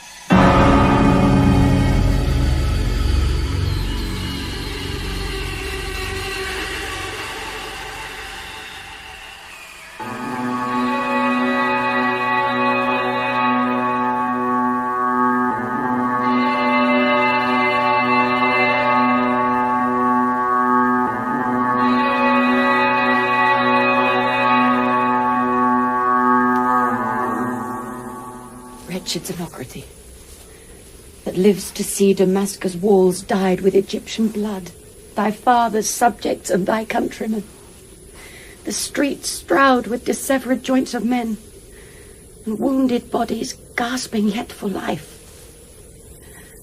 But most accursed, to see the sun-bright troop of heavenly virgins and unspotted maids, whose looks might make the angry god of arms to break his sword and mildly treat on love.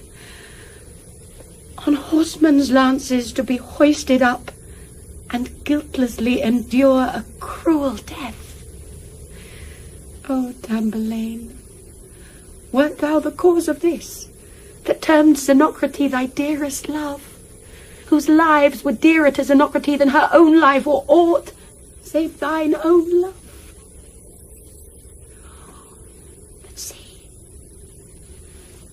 Another bloody spectacle. O wretched eyes, the enemies of my heart, how are ye glutted with these grievous objects? And tell my soul more tales of bleeding Ruth. See, Anippa, if they breathe or no.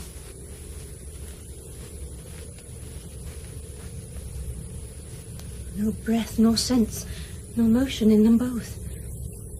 Ah, madam, this their slavery hath enforced, and ruthless cruelty of Tamburlaine. Oh, mighty Jove, and holy Mahomet, pardon my love.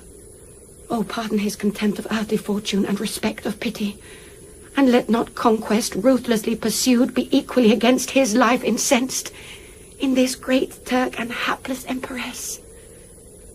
And pardon me, that was not moved with ruth to see them live so long in misery.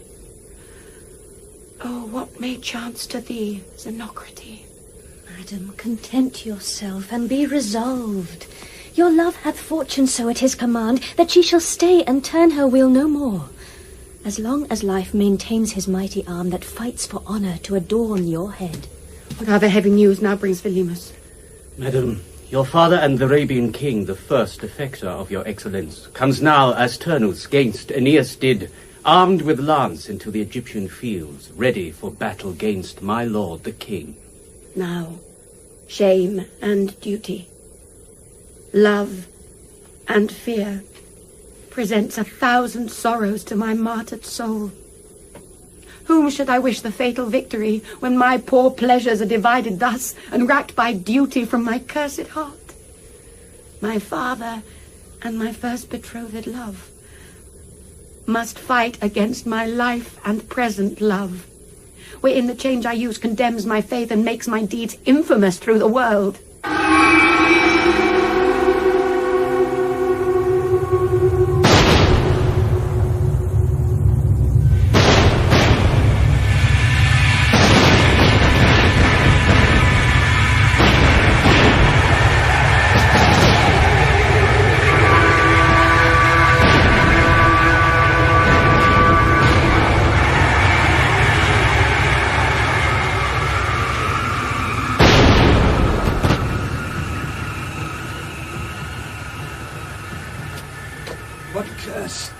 Guides the murdering hands of these infamous tyrant soldiers, that no escape may save their enemies, nor fortune keep themselves from victory.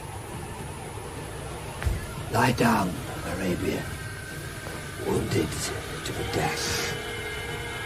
And let Zenocrate's fair eyes behold that, as for her thou bear'st these wretched arms, even so for her thou diest in these arms, leaving thy blood for witness of thy love. Too dear a witness for such love, my lord. Behold Zenocrate, the cursed object, whose fortunes never mastereth her griefs. Behold her wounded in conceit for thee, as much as thy fair body is for me. Since death denies me further cause of joy, deprived of care, my heart with comfort dies. Since thy desired hand shall close mine eyes.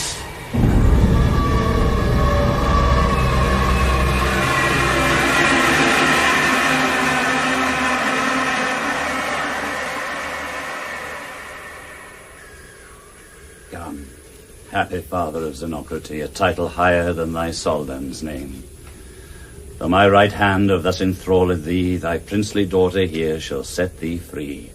She that hath calmed the fury of my sword, which had ere this been bathed in streams of blood as vast and deep as Euphrates or Nile. Oh, sight, thrice welcome to my joyful soul, to see the king my father issue safe from dangerous battle of my conquering love.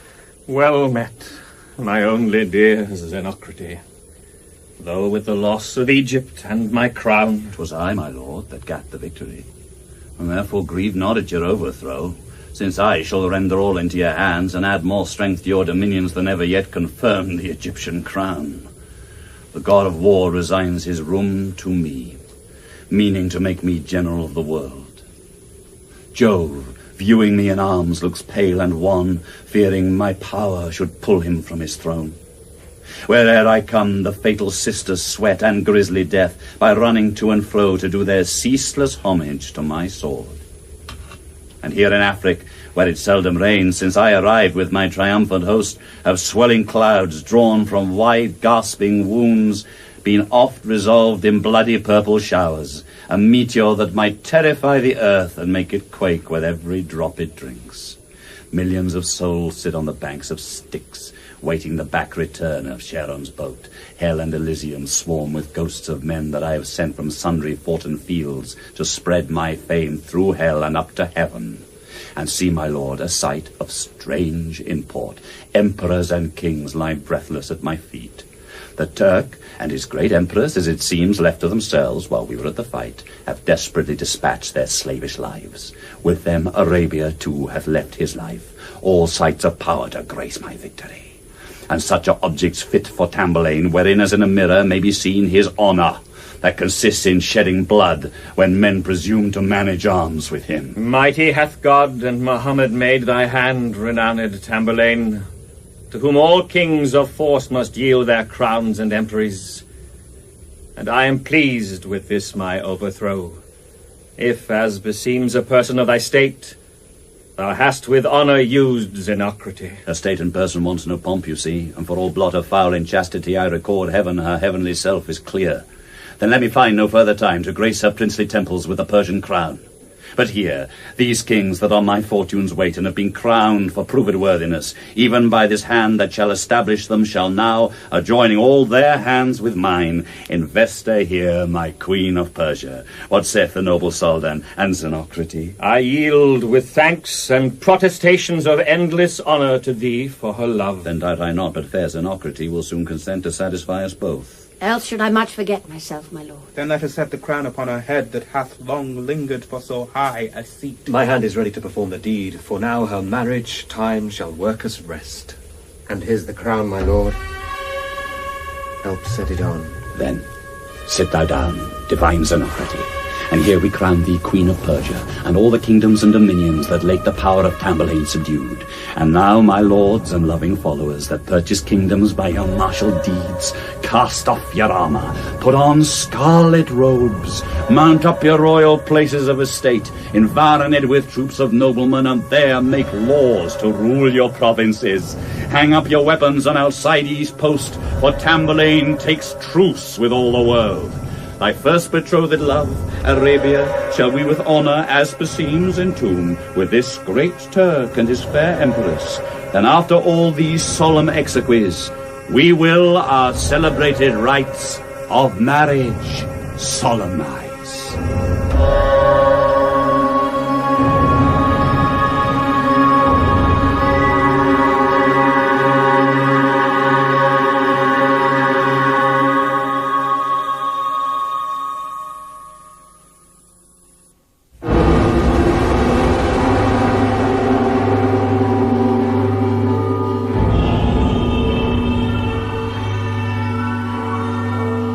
Egregious viceroys of these eastern parts, placed by the issue of great Bajazeth and sacred lord, the mighty Callapine, who lives in Egypt, prisoner to that slave which kept his father in an iron cage.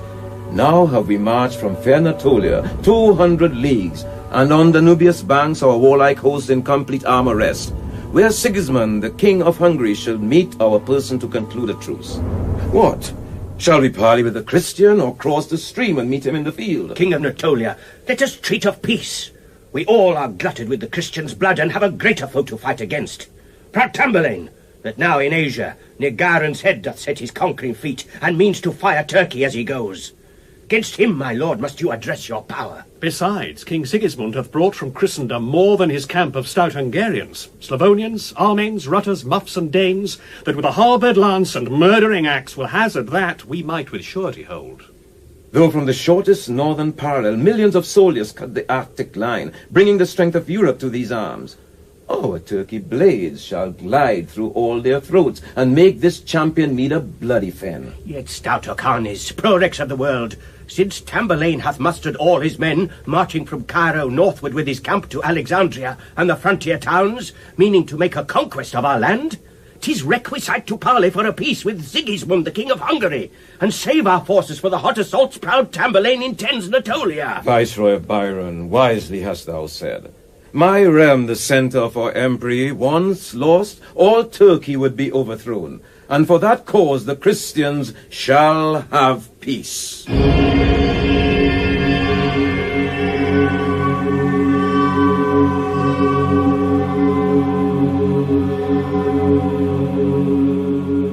Orcanes, as our legates promised thee, we with our peers have crossed the Danubius stream to treat of friendly peace or deadly war. Take which thou wilt, for as the Romans used, I here present thee with a naked sword. Would thou have war, then shake this blade at me. If peace, restore it to my hands again, and I will sheathe it to confirm the same. Stay, Sigismund. Forgettest thou I am he that with a cannon shook the inner walls, and made it dance upon the continent, as when the massy substance of the earth quiver above the axle tree of heaven? Forgettest thou that I sent a shower of darts, mingled with powdered shot and feathered steel, so thick upon the blink-eyed burghers' heads, that thou thyself, then County Palatine, the king of Bohemia, and the Austric duke, sent heralds out, which basely on their knees in all your names desired a truce of me? How canst thou think of this, and offer war? But now, Orcanes, view my royal host, and tell me whether I should stoop so low, or treat of peace with the Natolian king. Kings of Natolia and of Hungary, we came from Turkey to confirm a league, and not to dare each other to the field. A friendly parley might become ye both. And we from Europe to the same intent, which if your general refuse or scorn, our tents are pitched, our men stand in array, ready to charge you ere you stir your feet. So pressed are we. But yet, if Sigismund speak as a friend, and stand not upon terms, here is his sword. Let peace be ratified on these conditions specified before, drawn with advice of our ambassadors. And here I sheathe it, and give thee my hand. Never to draw it out or manage arms against thyself or thy confederates, but whilst I live will be at truce with thee. But Sigismund, confirm it with an oath, and swear in sight of heaven and by thy Christ.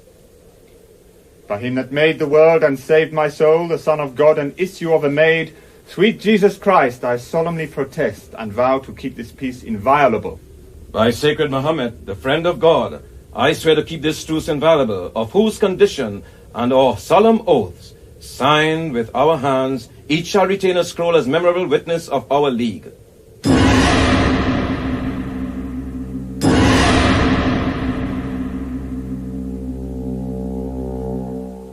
Sweet Almeida, pity the ruthful plight of Callapine, the son of Bajazeth, born to be monarch of the western world, yet here detained by cruel Tamburlaine. My lord, I pity it, and with my heart wish your release, but he whose wrath is death, my sovereign lord, renowned Tamburlaine, forbids you further liberty than this. Ah, were I now but half so eloquent to paint in words what I'll perform in deeds, I know thou wouldst depart from hence with me. Not for all Afric, therefore move me not. Yet hear me speak, my gentle Almeida. No speech to that end, by your favour, sir. By Cairo run. Oh, no talk of running, I tell you, sir. A little further, gentle Almeida. Well, sir, what of this? By Cairo runs to Alexandria Bay, Derowit streams, wherein at anchor lies a Turkish galley of my royal fleet, waiting my coming to the riverside, hoping by some means I shall be released, which, when I come aboard, will hoist up sail and soon put forth into the Theridanes sea, where, twixt the isles of Cyprus and of Crete, we quickly may in Turkish seas arrive. Then shalt thou see 100 kings and more upon their knees all bid me welcome home. Amongst so many crowns of burnished gold, choose which thou wilt. All are at thy command. 1,000 galleys manned with Christian slaves I freely give thee, which shall cut the straits and bring armados from the coast of Spain, fraughted with gold of rich America. The Grecian virgin shall attend on thee, skilful in music and in amorous lays, as fair as was Pygmalion's ivory girl or lovely Io metamorphosed. With naked negroes shall thy coach be drawn, and as thou ridest in triumph through the streets, the pavement underneath thy chariot wheels with Turkey carpet shall be covered, and cloth of arras hung about the walls, fit objects for thy princely eye to pierce. 100 bassoes clothed in crimson silk shall ride before thee on barbarian steeds, and when thou goest, a golden canopy enchased with precious stones, which shine as bright as that fair veil which covers all the world, when Phoebus, leaping from his hemisphere, descendeth downward to the Antipodes. And more than this, for all I cannot tell. How far hence lies the galley, say you? Sweet Almeida, scarce half a league from hence. But need we not be spied going aboard? Betwixt the hollow hanging of a hill and crooked bending of a craggy rock, the sails wrapped up, the mast and tacklings down, she lies so close that none can find her out. I like that well. But tell me, my lord, if I should let you go, would you be as good as your word? Shall I be made a king for my labour? As I am Callapine the emperor, and by the hand of Mohammed I swear thou shalt be crowned a king and be my mate. Then here I swear, as I am Almeida, your keeper under Tamburlaine the Great, although he sent 1,000 armoured men to intercept this haughty enterprise, yet would I venture to conduct your grace and die before I brought you back again. Thanks, gentle Almeida. Then let us haste, lest time be past and lingering. Let us both. When you will, my lord, I am ready. Even straight, and farewell, cursed Tamburlaine. Now go I to revenge my father's death.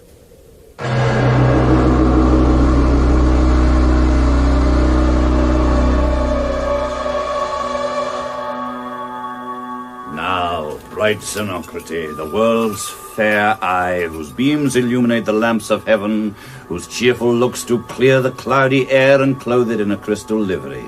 Now rest thee here on fair Larissa plains, where Egypt and the Turkish Empire parts.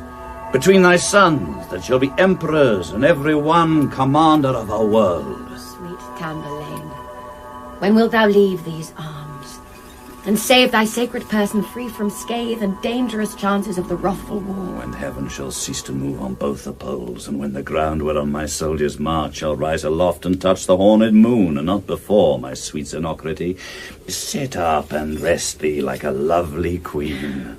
So now she sits in pomp and majesty. When these, my sons, more precious in mine eyes than all the wealthy kingdoms I subdued, placed by her side, look on their mother's face, But yet methinks their looks are amorous, not martial as the sons of Tamburlaine. Water and air being symbolized in one, argue their want of courage and of wit. Their hair as white as milk and soft as down, which should be like the quills of porcupines, as black as jet and hard as iron or steel, but raised there too dainty for the wars. Their fingers made to quaver on a lute, their arms to hang about a lady's neck, their legs to dance and caper in the air, would make me think them bastards, not my sons, but that I know they issued from thy womb that never looked on man but Tamburlaine. My gracious lord, they have their mother's looks, but when they list, their conquering father's heart.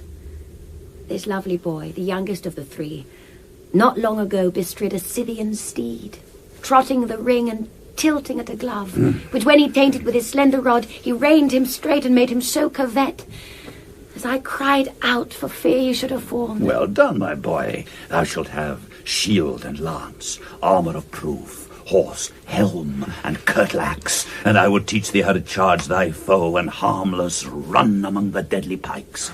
If thou would love the wars and follow me, thou shalt be made a king and reign with me, keeping in iron cages emperors. If thou exceed thy elder brother's worth and shine in complete virtue more than they, thou shalt be king before them, and thy seed shall issue crowned from their mother's womb. Yes, father. You shall see me, if I live, have under me as many kings as you, and march with such a multitude of men as all the world shall tremble at their view. These words assure me, boy, thou art my son. When I am old and cannot manage arms, be thou the scourge and terror of the world. Why may not I, my lord, as well as he, be termed the scourge and terror of the world? Be all a scourge and terror to the world, or else you're not sons of Tamburlaine. But while my brothers follow arms, my lord, let me accompany my gracious mother. They are enough to conquer all the world, and you have won enough for me to keep. Bastardly boy, sprung from some coward's loins, and not the issue of great Tamburlaine. Of all the provinces I have subdued, thou shalt not have a foot, unless thou bear a mind courageous and invincible. For he shall wear the crown of Persia, whose head hath deepest scars, whose breast most wounds, which being wroth sends lightning from his eyes, and in the furrows of his frowning brows harbours revenge, war, death, and cruelty. For in a field whose superficies is covered with a liquid purple veil, and sprinkled with the brains of slaughtered men, my royal chair of state shall be advanced, and he that means to place himself therein must armed wade up to his chin in blood. My lord, such speeches to our princely sons dismays their minds before they come to prove the wounding troubles angry war affords. No, madam, these are speeches fit for us. For if his chair were in a sea of blood, I would prepare a ship and sail to it ere I would lose the title of a king. And I would strive to swim through pools of blood, or make a bridge of murdered carcasses, whose arches should be framed with bones of Turks, ere I would lose the title of a king. Well, lovely boys, you shall be emperors both, stretching your conquering arms from east to west. And, said I, if you mean to wear a crown, when we shall meet the Turkish deputy and all his viceroys, snatch it from his head and cleave his pericranium with thy sword. If any man will hold him, I will strike and cleave him to the channel with my sword. Hold him and cleave him too, or I'll cleave thee, for we will march against them presently. Theridanes, Techelles, and Casane promise to meet me on Larissa plains with hosts apiece against this Turkish crew, for I have sworn by sacred Mahomet to make it parcel of my empery. The trumpet sounds, Zenocrate. They come!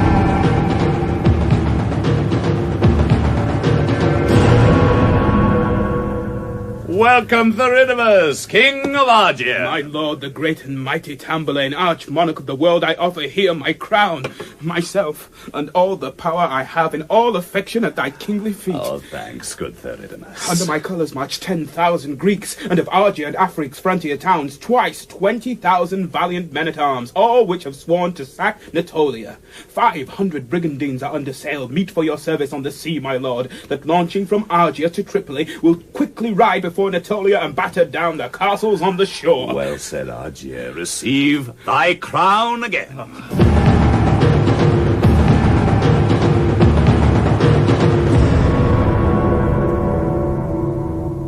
kings of Morocco and of Fez, welcome! Magnificent and peerless Tamburlaine, I and my neighbour King of Fez have brought to aid thee in this Turkish expedition 100,000 expert soldiers. From Azamor to Tunis near the sea is Barbary unpeopled for thy sake, and all the men in armour under me, which with my crown I gladly offer thee. Thanks, King of Morocco. Take your crown again. And mighty Tamburlaine, our earthly god, whose looks make this inferior world to quake, I here present thee with the crown of Fez, and with an host of Moors trained to the war, whose coal-black faces make their foes retire and quake for fear, as if infernal Jove, meaning to aid thee in these Turkish arms, should pierce the black circumference of hell with ugly furies bearing fiery flags, and millions of his strong tormenting spirits. From strong to cellar unto bile dull, all Barbary's unpeopled for thy sake. Thanks, King of Fez. Take here thy crown again. Your presence, loving friends and fellow kings, makes me to serve it in conceiving joy.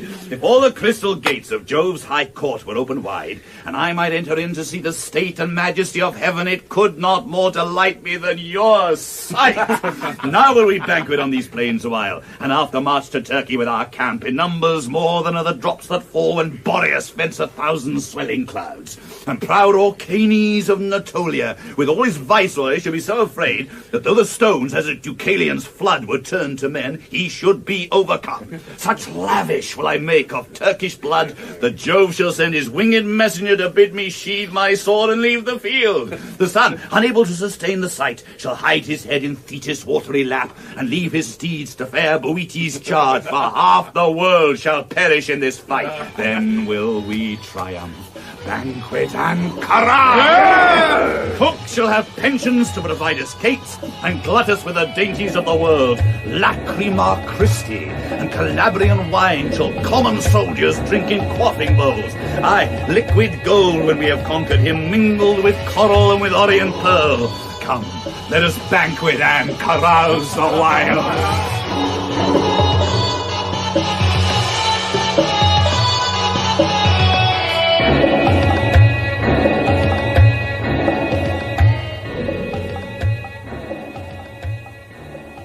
Now say, my lords of Buda and Bohemia, what motion is it that inflames your thoughts and stirs your valours to such sudden arms? Your Majesty remembers, I am sure, what cruel slaughter of our Christian bloods these heathenish Turks and pagans lately made. It resteth now, then, that your Majesty take all advantages of time and power and work revenge upon these infidels. Your Highness knows, for Tamburlaine's repair that strikes a terror to all Turkish hearts, Natolia hath dismissed the greatest part of all his army, pitched against our power, and sent them marching up to Belgazar to aid the kings of Syria and Jerusalem. Now then, my lord, advantage take ye of, and issue suddenly upon the rest, that in the fortune of their overthrow we may discourage all the pagan troop that dare attempt to war with Christians. Calls not then your grace to memory the league we lately made with King Orcanes, confirmed by oaths and articles of peace, and calling Christ for record of our truths? This should be treachery and violence against the grace of our profession. No wit, my lord. For with such infidels, in whom no faith nor true religion rests, we are not bound to those accomplishments the holy laws of Christendom enjoin.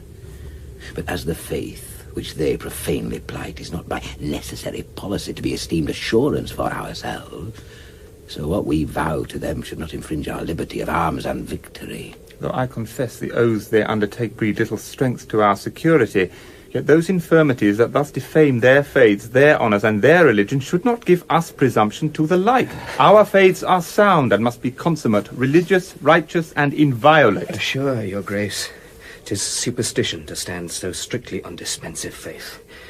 And should we lose the opportunity that God hath given to venge our Christians' death, and scourge their foul blasphemous paganism as fell to Saul, to Balaam, and the rest, that would not kill and curse at God's command, so surely will the vengeance of the highest and jealous anger of his fearful arm be poured with rigour on our sinful heads if we neglect this offered victory.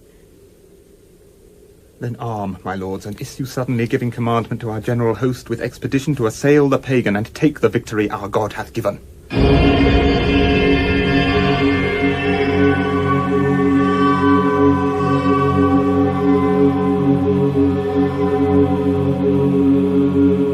Gazelus, Uribassa, and the rest. Now will we march from proud Ominius Mount to fair Natolia, where our neighbor kings expect our power and our royal presence to encounter with the cruel Tamburlaine. Methinks I see how glad the Christian king is made for joy of your admitted truce, but could not but before be terrified with unacquainted power of our host. Dread sovereign and my noble lords, the treacherous army of the Christians, taking advantage of your slender power, comes marching on us and determined straight to bid us battle for our dearest lives. Traitors! Villains! Damned Christians! Have I not here the articles of peace and solemn covenants we have both confirmed? He by his Christ, and I by Mahomet. Hell and confusion light upon their heads, that with such treason seek our overthrow, and care so little for their prophet Christ. Can there be such deceit in Christians, or treason in the fleshy heart of man, whose shape is figure of the highest God? Then if there be a Christ, as Christians say, but in their deeds deny him for their Christ, if he be son to everlasting Jove, and hath the power of his outstretched arm, if he be jealous of his name and honor, as is our holy prophet Mahomet, take here these papers as our sacrifice and witness of thy servant's perjury. Thou Christ that art esteemed omnipotent, if thou wilt prove thyself a perfect God, worthy the worship of all faithful hearts, be now revenged upon this traitor's soul, and make the power I have left behind, too little to defend our guiltless lives, sufficient to discomfort and confound the trustless force of these false Christians. To arms, my lords. On Christ still let us cry. If there be Christ, we shall have victory.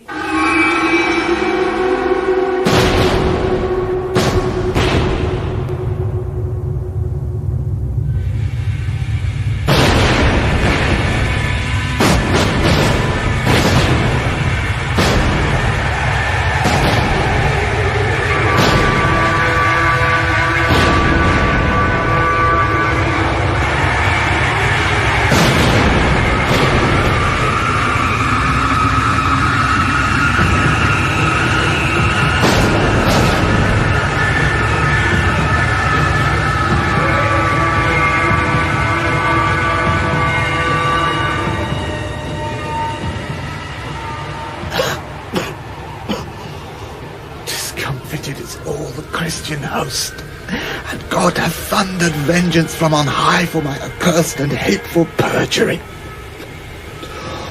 O just and dreadful punisher of sin, let the dishonour of the pains I feel in this my mortal well-deserved wound end all my penance in my sudden death. And let this death wherein to sin I die conceive a second life in endless mercy.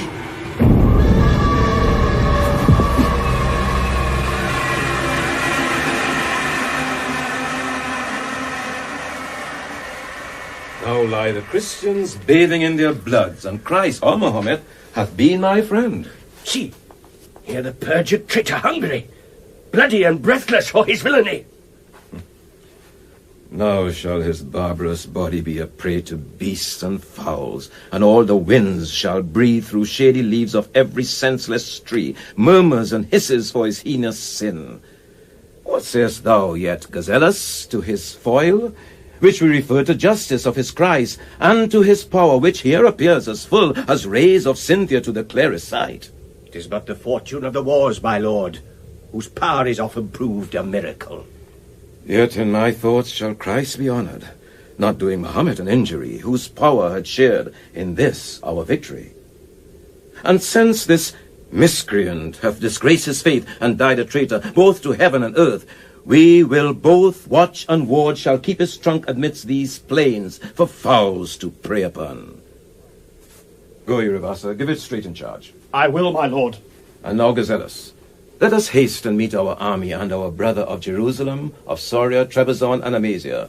And happily with full Natolial bowls of Greekish wine, now let us celebrate our happy conquest and his angry fate.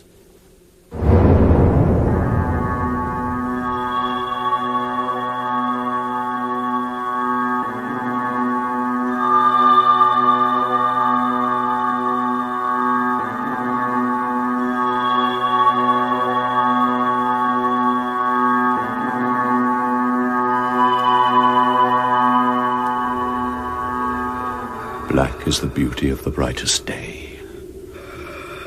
The golden ball of heaven's eternal fire that danced with glory on the silver waves, now wants the fuel that inflamed his beams.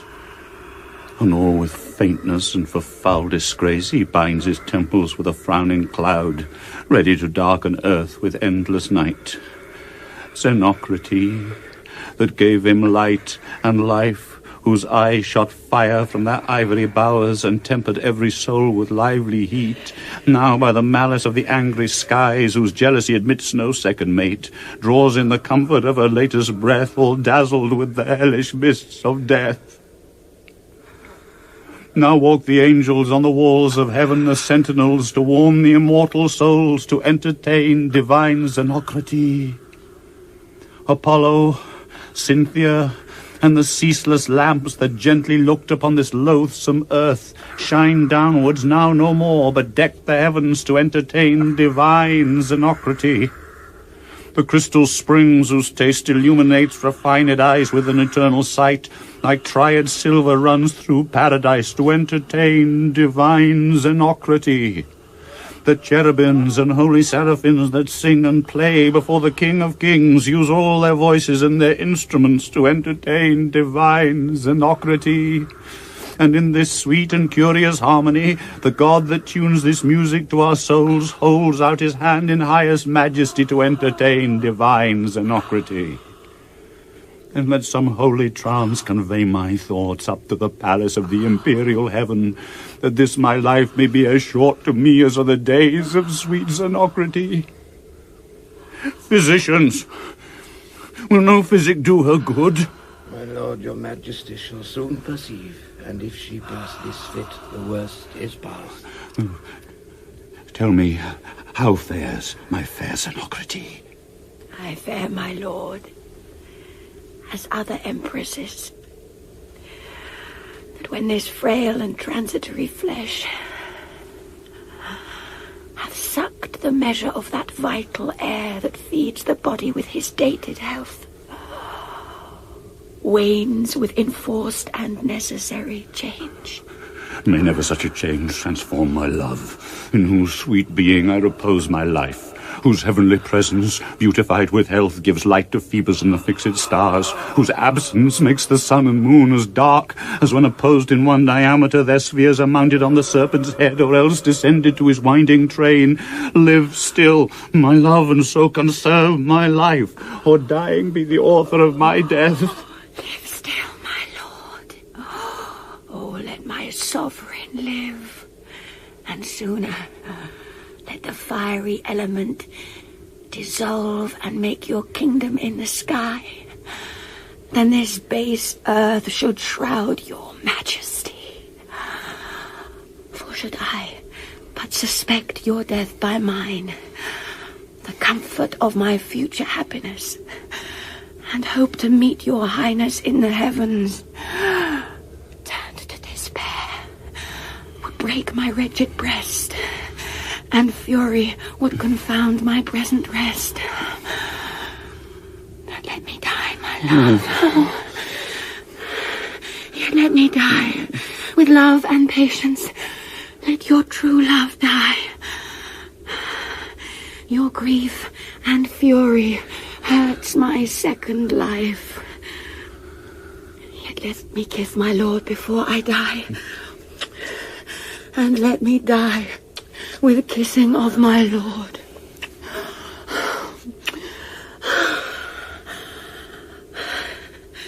But since my life is lengthened yet a while, let me take leave of these my loving sons.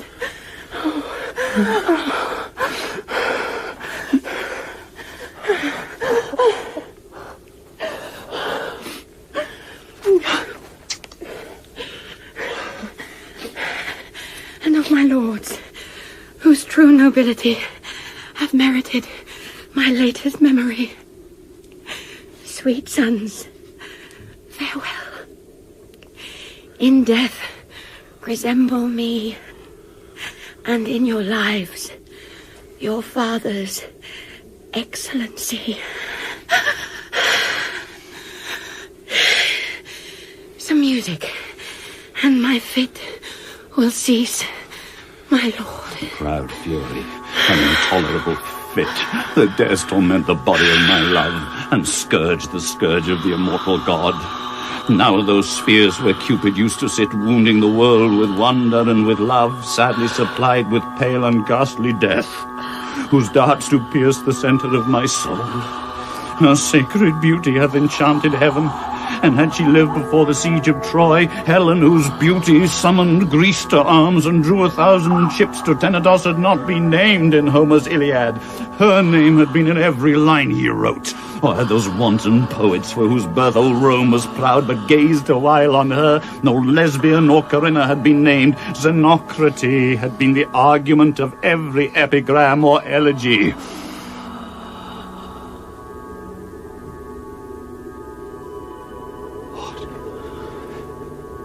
Is she dead?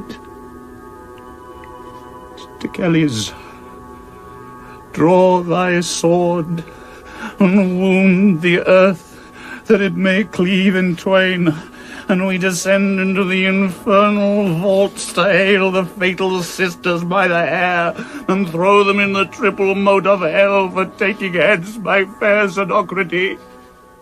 Casane and Theridanes, to arms! Raise cavalieros higher than the clouds, and with the cannon break the frame of heaven, batter the shining palace of the sun, and shiver all the starry firmament. For amorous Jove hath snatched my love from hence, meaning to make her stately queen of heaven. What god soever holds thee in his arms, giving thee nectar and ambrosia, behold me here, divine Zenocrate, raving, impatient, desperate, and mad, breaking my steeled lance with which I burst the rusty beams of Janus' temple doors, letting out death and tyrannizing war to march with me under this bloody flag. And if thou pitiest Tamburlaine the Great, come down from heaven and live with me again. Oh, good my lord, be patient. She is dead, and all this raging cannot make her live. If words might serve, our voice hath rent the air. If tears, our eyes have watered all the earth. If grief, our murdered hearts have strained forth blood. Nothing prevails, for she is dead, my lord. For she is dead. My words do pierce my soul. Oh, sweet Theridanes, say no more. Though she be dead, and feed my mind that dies for want of her. Where'er her soul be, thou shalt stay with me, embalmed with cassia, ambergris, and myrrh, not lapped in lead, but in a sheet of gold. Until I die, thou shalt not be interred. Then, in as rich a tomb as Mausolus, we both shall rest, and have one epitaph written as many several languages as I have conquered kingdoms with my sword. This cursed town will I consume with fire, because this place bereft me of thy love. The houses burnt will look as if they mourned, and here will I set up her statue and march about it with my mourning camp, drooping and pining for Zenocrate.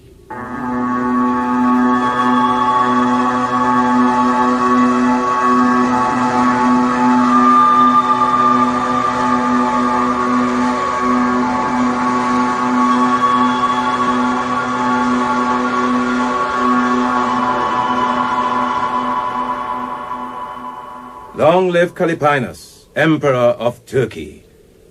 Thrice worthy kings of Natolia, and the rest, I will requite your royal gratitudes with all the benefits my empire yields. And now I doubt not but your royal cares hath so provided for this cursed foe, that since the heir of mighty Bajazeth, an emperor so honoured for his virtues, revives the spirit of true Turkish hearts in grievous memory of his father's shame, we shall not need to nourish any doubt but that proud Fortune, who hath followed long the martial sword of mighty Tamburlaine, will not retain her old inconstancy, and raise our honours to as high a pitch in this our strong and fortunate encounter. I have 100,000 men in arms. And I as many from Jerusalem. And I as many bring from Trebizond, whose courages are kindled with the flames the cursed Scythian sets on all their towns. and vow to burn the villain's cruel heart. Well then, my noble lords, for this, my friend, that freed me from the bondage of my foe, I think it requisite and honourable to keep my promise and to make him king that is a gentleman, I know at least. Now, that's no matter, sir, for being a king, for Tamburlaine came up of nothing. Your majesty may choose some appointed time, performing all your promise to the full. 'Tis naught for your majesty to give a kingdom. Then will I shortly keep my promise, Almeida. Why, I thank your majesty.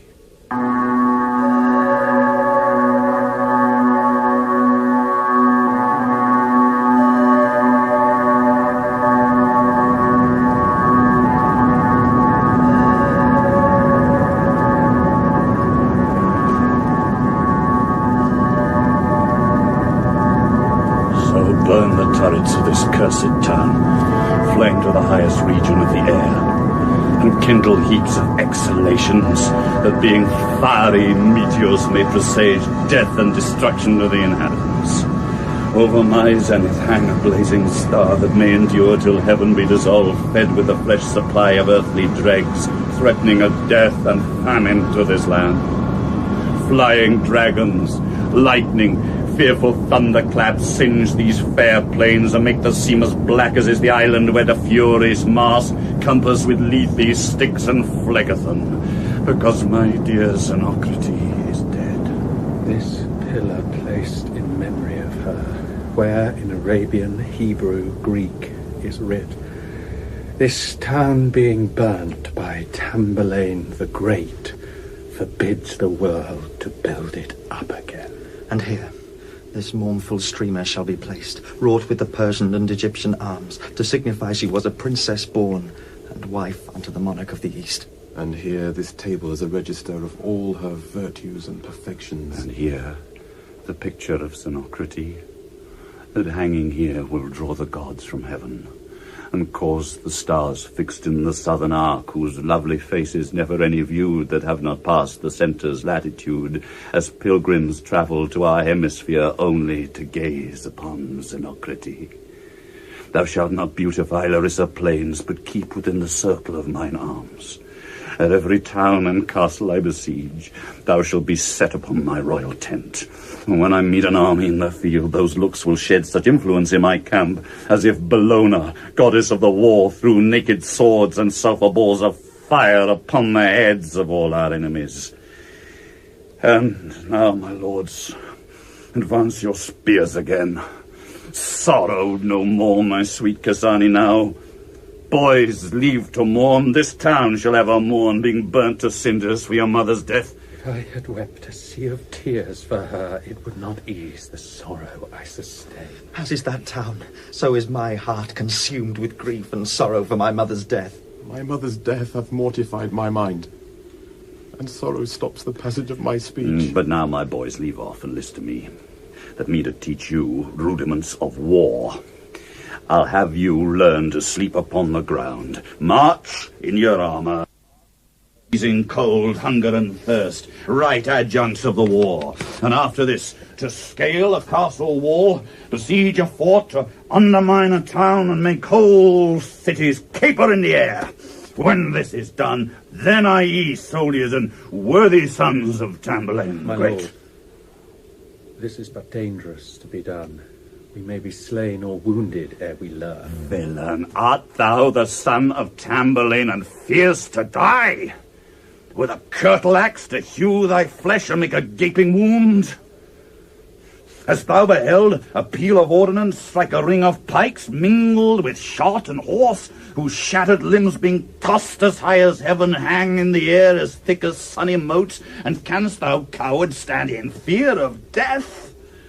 Hast thou not seen my horsemen charge the foe, shot through the arms, but overthwart their hands, dyeing their lances with their streaming blood, and yet at night carouse within my tent, filling their empty veins with airy wine that being concocted turns to crimson blood? And wilt thou shun the field for fear of wounds? View me, thy father that hath conquered kings, and with his host marched round about the earth, quite void of scars, and clear from any wound, that by the wars lost not a dram of blood, and see him lance his flesh to teach you all. A wound is is nothing, be it ne'er so deep. Blood is the god of war's rich livery. Now look I like a soldier, and this wound as great a grace and majesty to me, as if a chair of gold enamelled, enchased with diamonds, sapphires, rubies, and fairest pearl of wealthy India were mounted here under a canopy.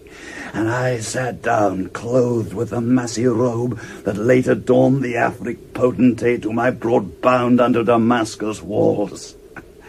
Come, boys, and with your fingers search my wound, and in my blood wash all your hands at once, while I sit smiling to behold the sight. Now, my boys, what think you of a wound? I know not what I should think of it.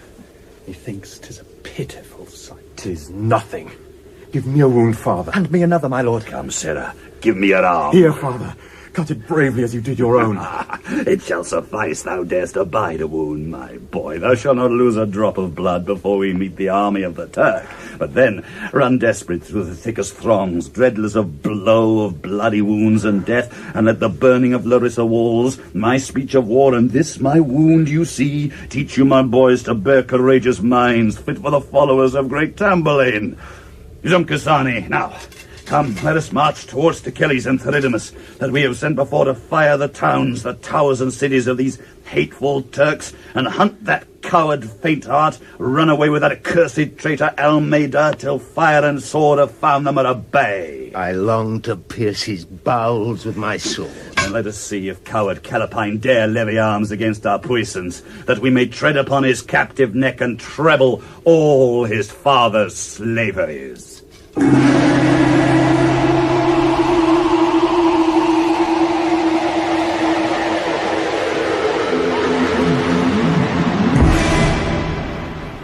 Thus have we marched northward from Tamburlaine unto the frontier point of Soria. And this is Balsira, their chiefest hold, wherein is all the treasure of the land. Then let us bring our light artillery, minions, falconets, and sackers to the trench, filling the ditches with the wall's wide breach, and enter in to seize upon the gold. How say ye, soldiers? Shall we not? Yes, my lord, yes. Come, let's about it. But stay a while, summon a parley drum. It may be they will yield it quietly, knowing two kings, the friends to Tamburlaine, stand at the walls with such mighty power.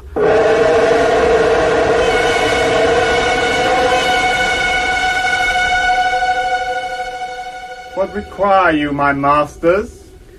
Captain, that thou yield up thy hold to us. To you? Why, do you think me weary of it? Nay, Captain, thou art weary of thy life if thou withstand the friends of Tamburlaine. These pioneers of Argia in Africa, even in the cannon's face, shall raise a hill of earth and faggots higher than thy fort, and over thy argins and covered way shall play upon the bullocks of thy hold volleys of ordnance till the breach be made, that with his ruin fills up all the trench. And when we enter in, not heaven itself shall ransom thee, thy wife and family. Captain, these Moors shall cut the leaden pipes that bring fresh water to thy men and thee, and lie entrenched before thy castle walls, that no supply of victuals shall come in, nor any issue forth, but they shall die. And therefore, Captain, yield it quietly. Were you that are the friends of Tamburlaine, brothers to holy Mahomet himself, I would not yield it. Therefore do your worst. Raise mounts, batter, entrench, and undermine. Cut off the water, all convoys that can. Yet I am resolute, and so farewell. Pioneers away, and where I stuck the stake, entrench with those dimensions I prescribed. Cast up the earth towards the castle wall, which till it may defend you lay below, and few or none may perish by their shot. We will, my lord. Trumpets and drums, alarum presently! And soldiers, play the men! The hold is yours!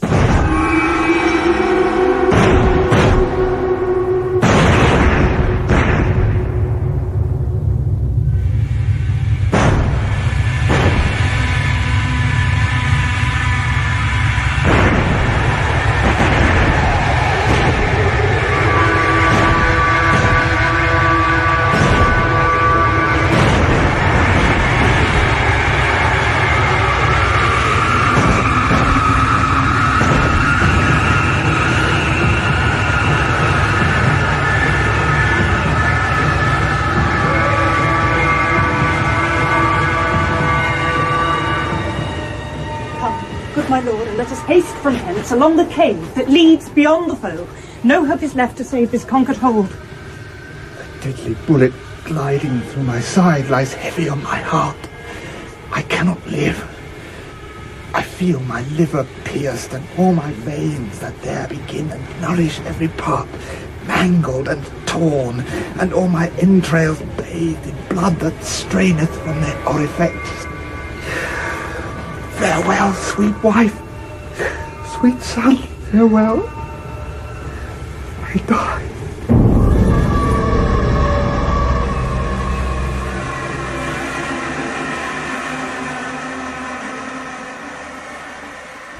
Death,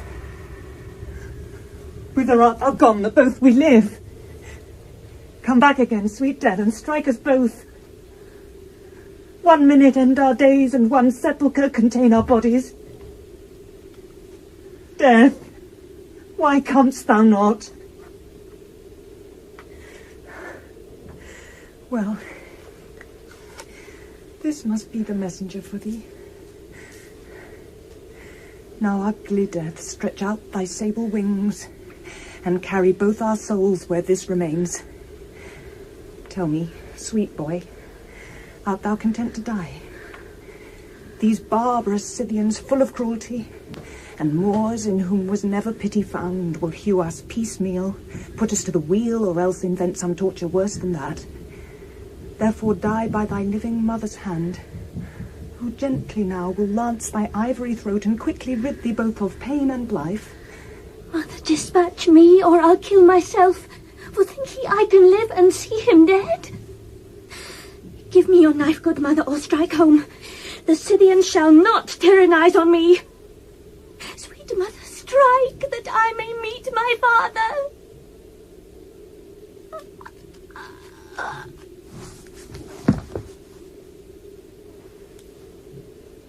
Ah, sacred Mahomet, if this be sin, entreat a pardon of the God of heaven and purge my soul before it come to thee. How now, madam? What are you doing? Killing myself as I have done my son, whose body with his father's I have burnt, lest cruel Scythians should dismember him. 'Twas bravely done, and like a soldier's wife. Thou shalt with us to Tamburlaine the Great, who, when he hears how resolute thou wert, will match thee with a viceroy or a king. My lord deceased was dearer unto me than any viceroy, king, or emperor. And for his sake, here will I end my days. But, lady, go with us to Tamburlaine, and thou shalt see a man greater than Mahomet, over whose zenith, clothed in windy air and eagle's wings joined to her feathered breast, fame hovereth, sounding off her golden trump that to the adverse poles of that straight line which measureth the glorious frame of heaven, the name of mighty Tamburlaine is spread, and him, fair lady, shall thy eyes behold. Come. Take pity of a lady's ruthful tears, that humbly craves upon her knees to stay and cast her body in the burning flame that feeds upon her son's and husband's flesh. Madam, sooner shall fire consume us both than scorch a face so beautiful as this, in frame of which nature hath showed more skill than when she gave eternal chaos form, drawing from it the shining lamps of heaven. Madam, I am so far in love with you that you must go with us. No remedy. Then carry me, I cannot, where you will. And let the end of this my fatal journey be likewise end to my accursed life. No, madam, but the beginning of your joy. Come willingly, therefore. Soldiers, now let us meet the general who by this time is at Natolia, ready to charge the army of the Turk. The gold, the silver, and the pearl ye got rifling this fort, divide in equal shares. This lady shall have twice so much again out of the coffers of our treasury.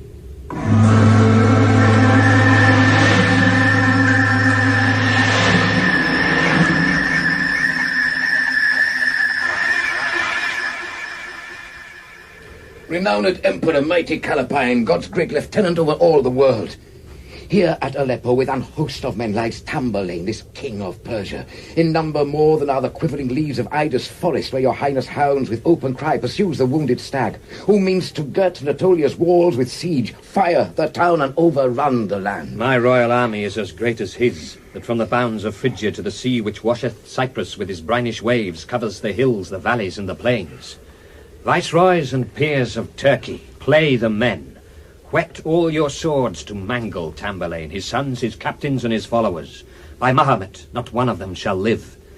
The field wherein this battle shall be fought, forever termed the Persian sepulchre, in memory of this, our victory. Now he that calls himself the Scourge of Jove, the Emperor of the world and earthly god, shall end the warlike progress he intends, and travel headlong to the lake of hell. Then welcome, Tamburlaine, unto thy death. Come, puissant viceroys, let us to the field, the Persian sepulchre, and sacrifice mountains of breathless men to Mahomet, who now with Jove opens the firmament to see the slaughter of our enemies.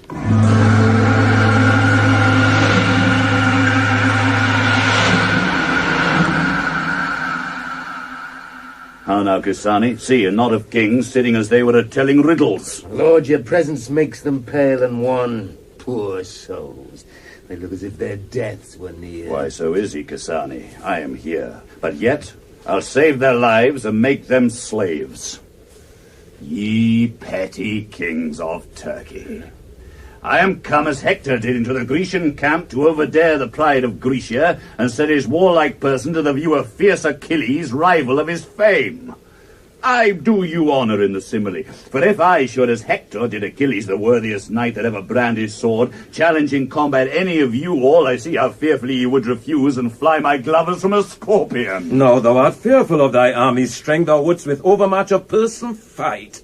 But shepherd's issue, base-born Tamburlaine, think of thy end. This sword shall lance thy throat. Villain, the shepherd's issue, at whose birth heaven did afford a gracious aspect, and joined those stars that shall be opposite even till the dissolution of the world, and never meant to make a conqueror so famous as the mighty Tamburlaine, shall so torment thee and that Callapine, that like a roguish runaway suborned that villain there, that slave, that Turkish dog, to force his service to his sovereign, as ye shall curse the birth of Tamburlaine. Rail not, Scythian, I shall now revenge my father's vile abuses and mine own. By Mahomet, he shall be tied in chains, rowing with Christians in a brigandine about the Grecian isles to rob and spoil, and turn him to his ancient trade again.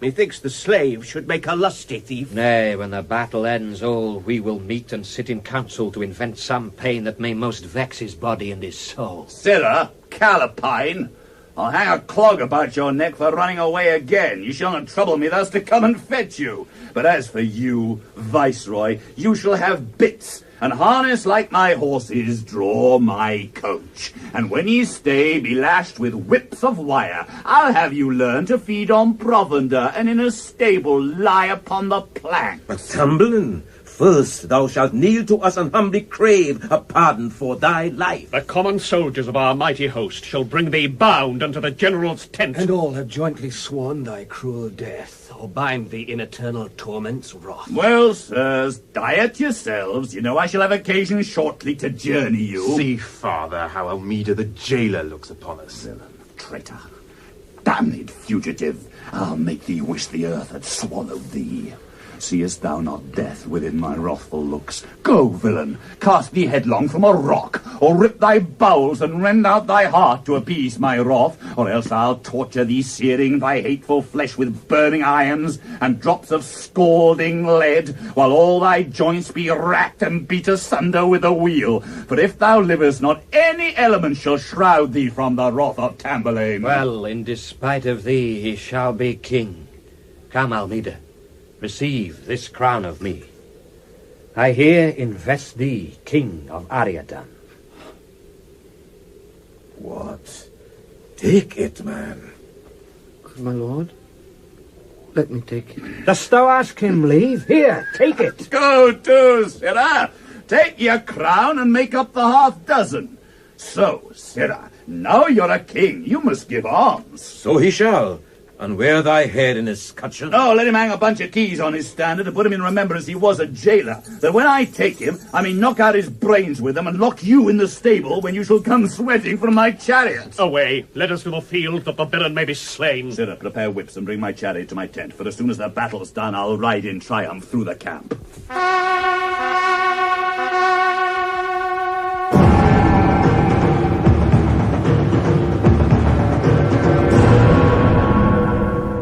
How now, ye petty kings. Lo, here bugs will make the hair stand upright on your heads and cast your crowns in slavery at their feet. Welcome, Theridanes and Techelles both. See ye this rout, and know ye this same king? Aye, my lord, he was Callapine's keeper. Well, now you see here's a king. Look to him, Theridames, when we're fighting, lest he hide his crown as the foolish king of Persia did. No, Tamburlaine, he shall not be put to that exigent, I warrant thee. You know not, sir. But now, my followers and my loving friends, fight as ye ever did, like conquerors. The glory of this happy day is yours. My stern aspect shall make fair victory hovering betwixt our armies. Light on me, loaden with laurel wreaths to crown us all. I smile to think how when this field is fought and rich in Atoli hours, our men shall sweat with carrying pearl and treasure on their backs. You shall be princes all immediately. Come, fight ye Turks, or yield us victory? No, we will meet these slavish Tamburlaine.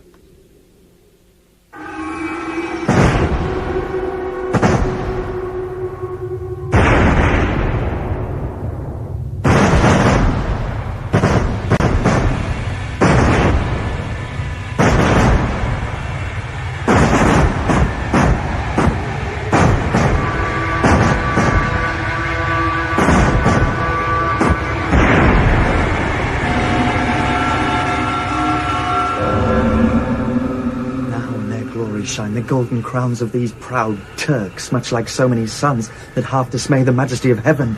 Now, brother, follow we our father's sword that flies with fury swifter than our thoughts and cuts down armies with his conquering wings. Call forth our lazy brother from the tent, for if my father miss him in the field, wrath, kindled in the furnace of his breast, will send a deadly lightning to his heart. Brother, oh! What? Given so much to sleep you cannot leave it when our enemies' drums and rattling cannons thunder in our ears, our proper ruin and our father's foil? Away, ye fools. My father needs not me, nor you in faith, but that you will be thought more childish valorous than manly wise.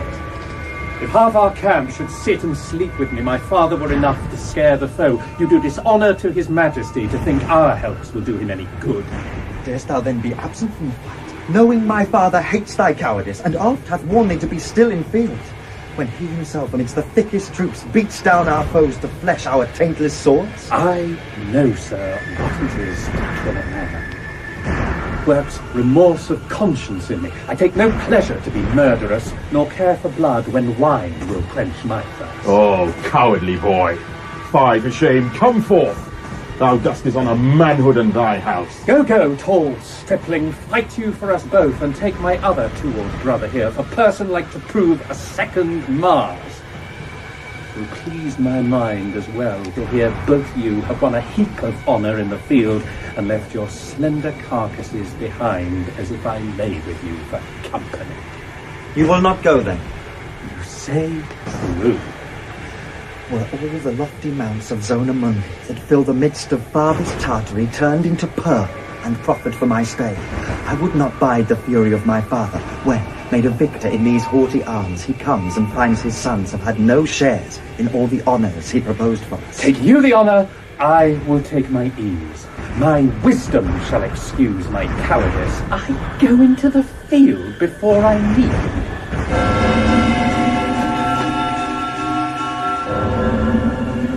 Bullets fly at random where they list. And should I go and kill 1,000 men, I were as soon rewarded with a shot, and sooner far than he that never fights. And should I go and do nor harm nor good, I might have harm, which all the good I have, joined with my father's crown, would never cure. Now to cards. Perdiccas? Here, my lord. Come. Thou and I will go to cards to drive away the time. Content, my lord. Then what shall we play for? Who shall kiss the fairest of the Turks' concubines first, when my father hath conquered them? Agreed, i'faith. They say I am a coward, Perdiccas, and I fear as little their tarantaras, their swords, or their cannons, as I do a naked lady in a net of gold, and for fear I should be afraid, would put it off and come to bed with me. Such a fear, my lord, would never make ye retire. I would my father would let me be put in the front of such a battle once, to try my valour.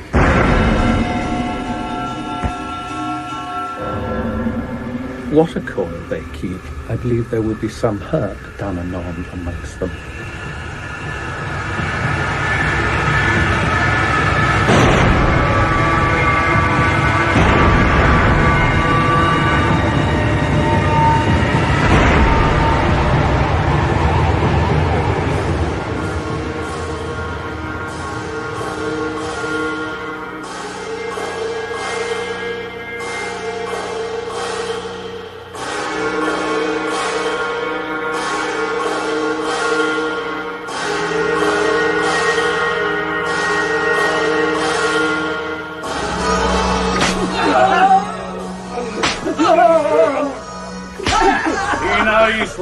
My children stoops your pride and leads your glory sheep-like to the sword. Bring them, my boys, and tell me if the wars be not a life that may illustrate gods, and tickle not your spirits with desire still to be trained in arms and chivalry. Shall we let go these kings again, my lord, to gather greater numbers against our power, that they may say it is not chance doth this, but matchless strength and magnanimity? No, Amyras, tempt not fortune so. Cherish thy valour still with fresh supplies, and glut it not with stale and daunted foes.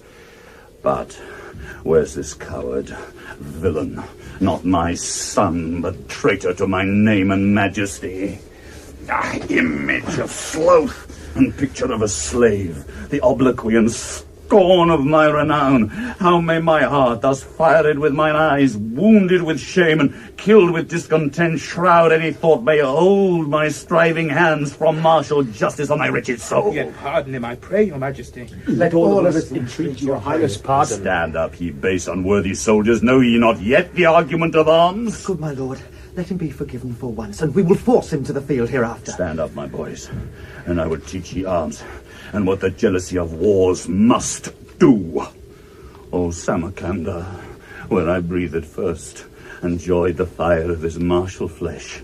Blush, blush, fair city, at thine honour's foil and shame of nature, which dear to stream embracing thee with deepest of his love, can never wash from thy disdained brows.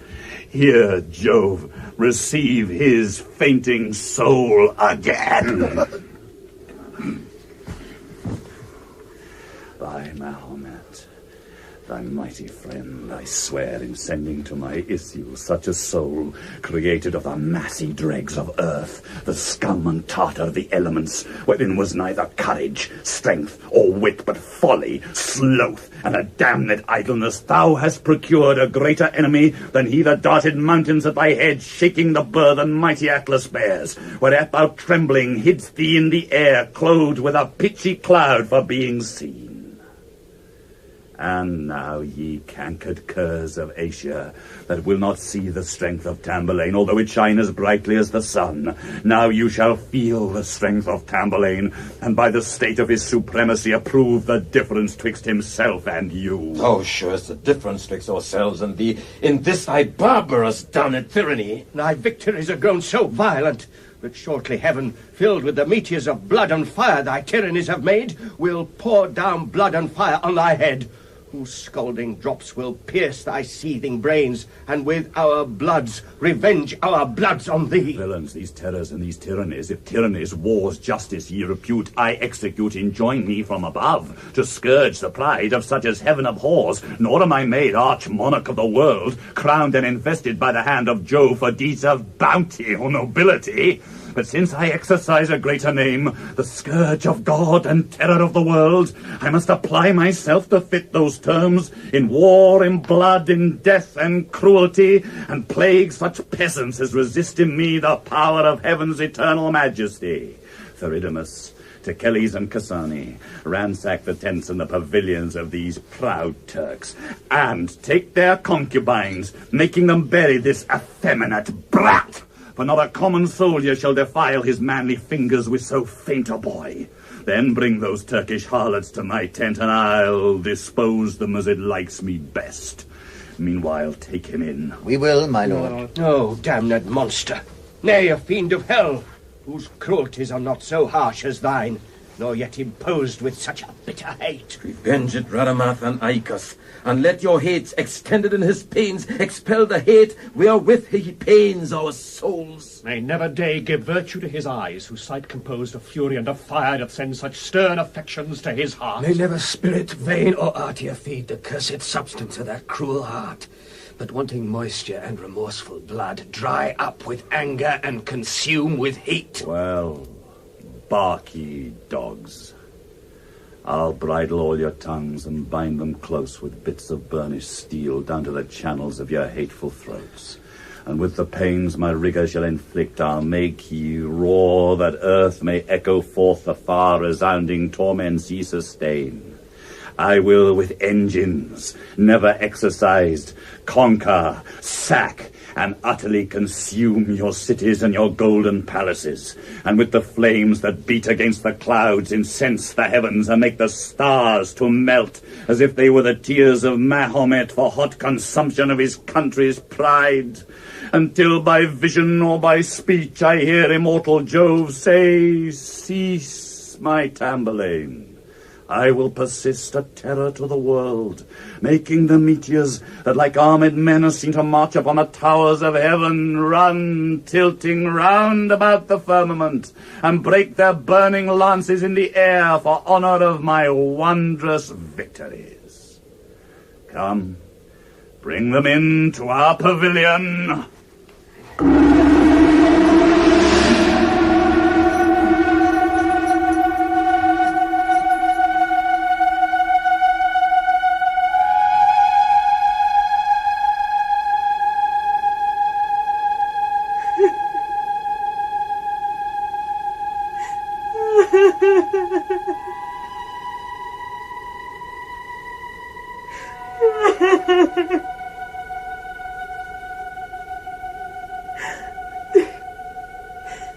Distressed Olympia, whose weeping eyes since thy arrival here beheld no sun, but closed within the compass of a tent hath stained thy cheeks and make thee look like death. Devise some means to rid thee of thy life, rather than yield to his detested suit, whose drift is only to dishonour thee. And since this earth, dewed with thy brinish tears, affords no herbs whose taste may poison thee, nor yet this air, beat often with thy sighs contagious smells and vapours to infect thee, nor thy close cave a sword to murder thee, let this invention be the instrument. Well met, Olympia. I sought thee in thy tent, but when I saw the place obscure and dark, which with thy beauty thou wast wont to light, enraged I ran about the fields for thee, supposing amorous Jove had sent his son the winged Hermes to convey thee hence. But now I find thee, and that fear is past. Tell me, Olympia, wilt thou grant my suit? My lord and husband's death with my sweet sons, with whom I buried all affections save grief and sorrow which torment my heart, forbids my mind to entertain a thought that tends to love, but meditate on death, a fitter subject for a pensive soul. Olympia, pity him in whom thy looks have greater operation and more force than Cynthia's in the watery wilderness. For with thy view my joys are at the full, and ebb again as thou departest from me. Ah, pity me, my lord, and draw your sword, making a passage for my troubled soul which beats against this prison to get out and meet my husband and my loving son. Nothing but still thy husband and thy son. Leave this, my love, and listen more to me.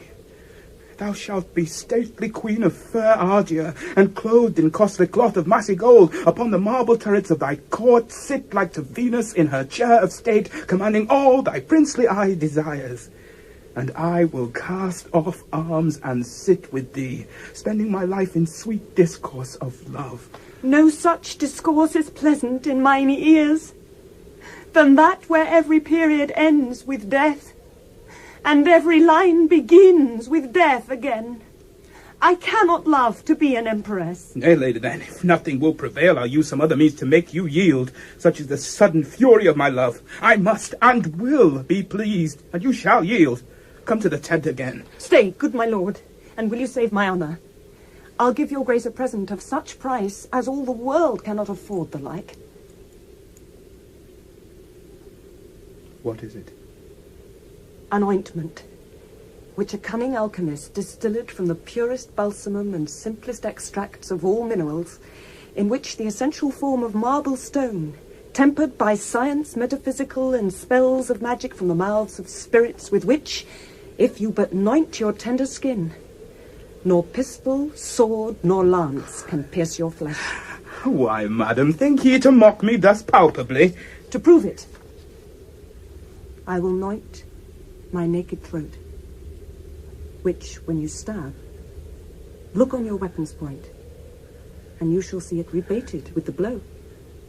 Why gave you not your husband some of it, if you loved him and it so precious? My purpose was, my lord, to spend it so, but was prevented by his sudden end. And for a present easy proof hereof that I dissemble not, try it on me. I will, Olympia, and will keep it for the richest present of this eastern world.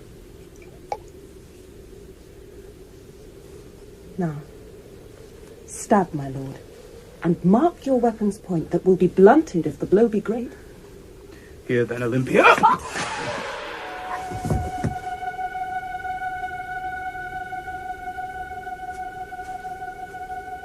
What? Have I slain her? Villain!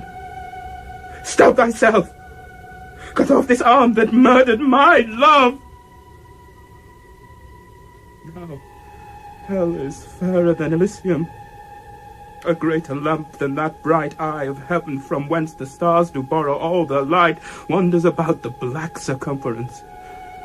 And now, the damned souls are free from pain, for every fury gazeth on her looks. Infernal Dis is courting of my love, inventing masks and stately shows for her, opening the doors of his rich treasury to entertain this queen of chastity, whose body shall be tombed with all the pomp the treasure of my kingdom may afford.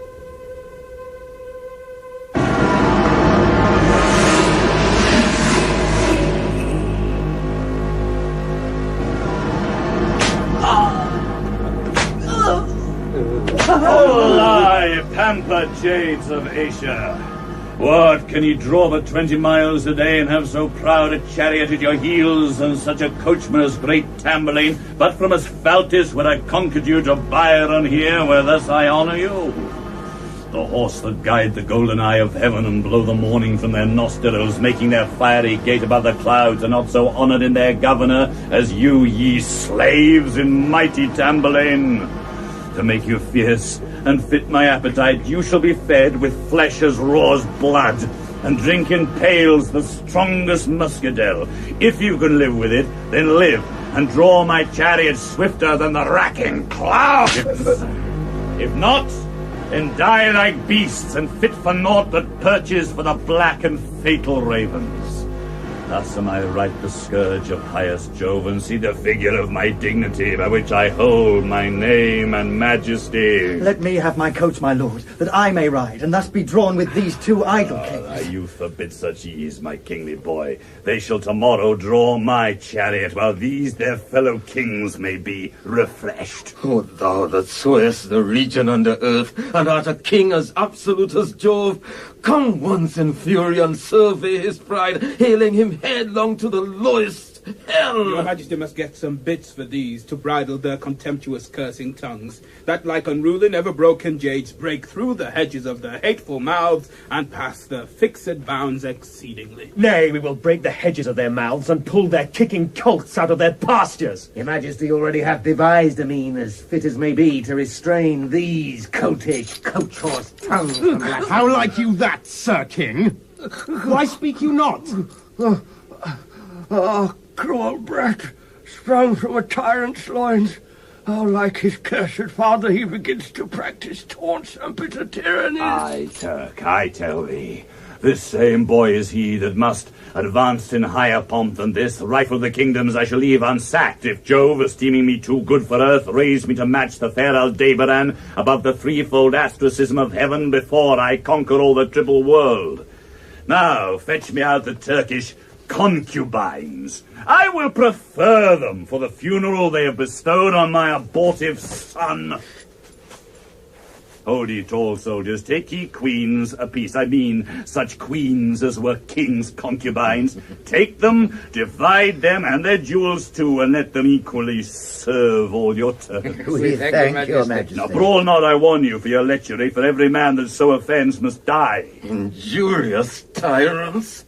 Wilt thou so defame the hateful fortunes of thy victory, to exercise upon such guiltless dames the violence of thy common soldiers' lust? Oh, live continent then, you slaves, and meet not me with troops of harlots in your slothful heels. Oh, pity us, my lord, and save our honours. Are you not gone, you villains, with your spoils? Oh, merciless, infernal cruelty! Save your honours, 'twere but time indeed, lost long before you knew what honour meant. It seems they meant to conquer us, my lord, and make us jesting pageants for their trolls. And now themselves shall make our pageant, and common soldiers jest with all their trowels. Let them take pleasure soundly in their spoils, till we prepare our march to Babylon, whither we next make expedition. Let us not be idle then, my lord, but presently be pressed to conquer it. We will, Techelles.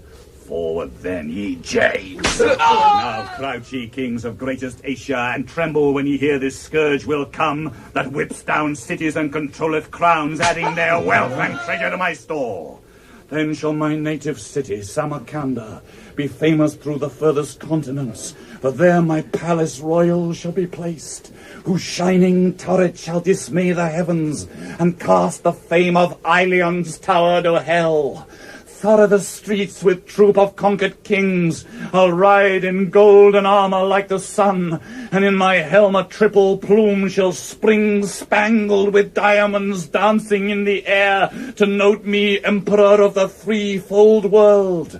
So will I ride through Samarcanda streets, until my soul, dissevered from this flesh, shall mount the milk-white way and meet him there. To Babylon, my lords, to Babylon.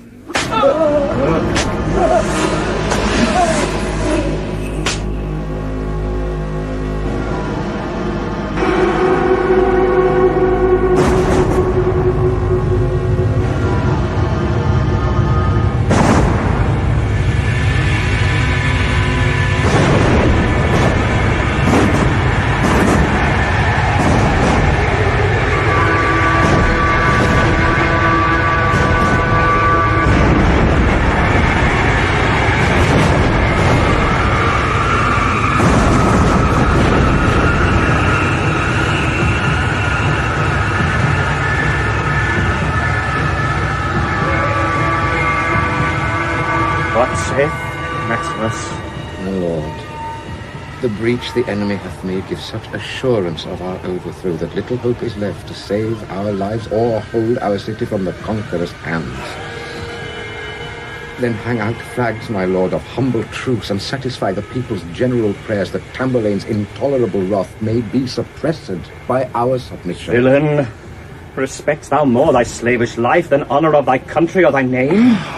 Is not my life and state as dear to me, the city and my native country's weal, as anything of price with thy conceit? Have we not hope, for all our battered walls, to live secure and keep his forces out? When this, our famous lake of Limnus Faltus, makes walls, afresh with everything that falls into the liquid substance of a stream, more strong than are the gates of death or hell? What faintness should dismay our courages, when we are thus defenced against our foe, and have no terror but his threatening looks? My lord, if ever you did deed of ruth, and now will work a refuge to our lives, offer submission, hang up flags of truce, that Tamburlaine may pity our distress and use us like a loving conqueror. Though this beheld his last day's dreadful siege, wherein he spareth neither man nor child, yet are there Christians of Georgia here, whose state he ever pitied and relieved, will get his pardon if your grace would send. How is my soul environed, and this eternized city of Babylon filled with a pack of faint-heart fugitives that thus entreat their shame and servitude? My lord, if ever you will win our hearts, yield up the town, save our wives and children, for I will cast myself from off these walls or die some death of quickest violence before I bide the wrath of Tamburlaine. Villains, cowards, traitors to our state, fall to the earth, and pierce the pit of hell, that legions of tormenting spirits may vex your slavish bosoms with continual pains, I care not, nor the town will never yield as long as any life is in my breast.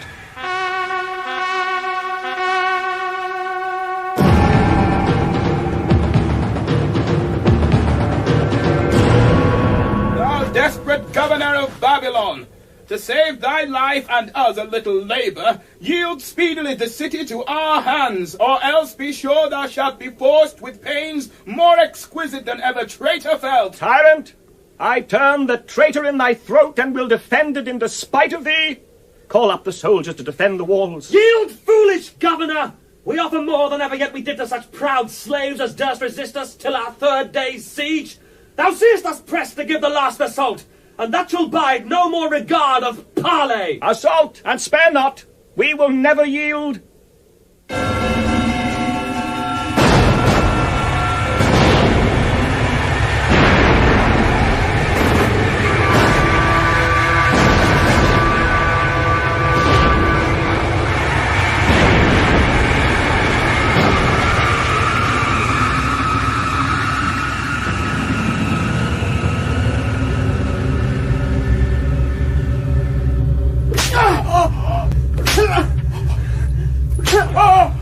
Stately buildings of fair Babylon, whose lofty pillars higher than the clouds were wont to guide the seamen in the deep, being carried thither by the cannon's force, now fill the mouth of Limnus Faltis Lake, and make a bridge unto the battered walls, where Belus, Ninus, and great Alexander have rode in triumphs Tamburlaine, whose chariot wheels have burst the Assyrians' bones, drawn with these kings on heaps of carcasses.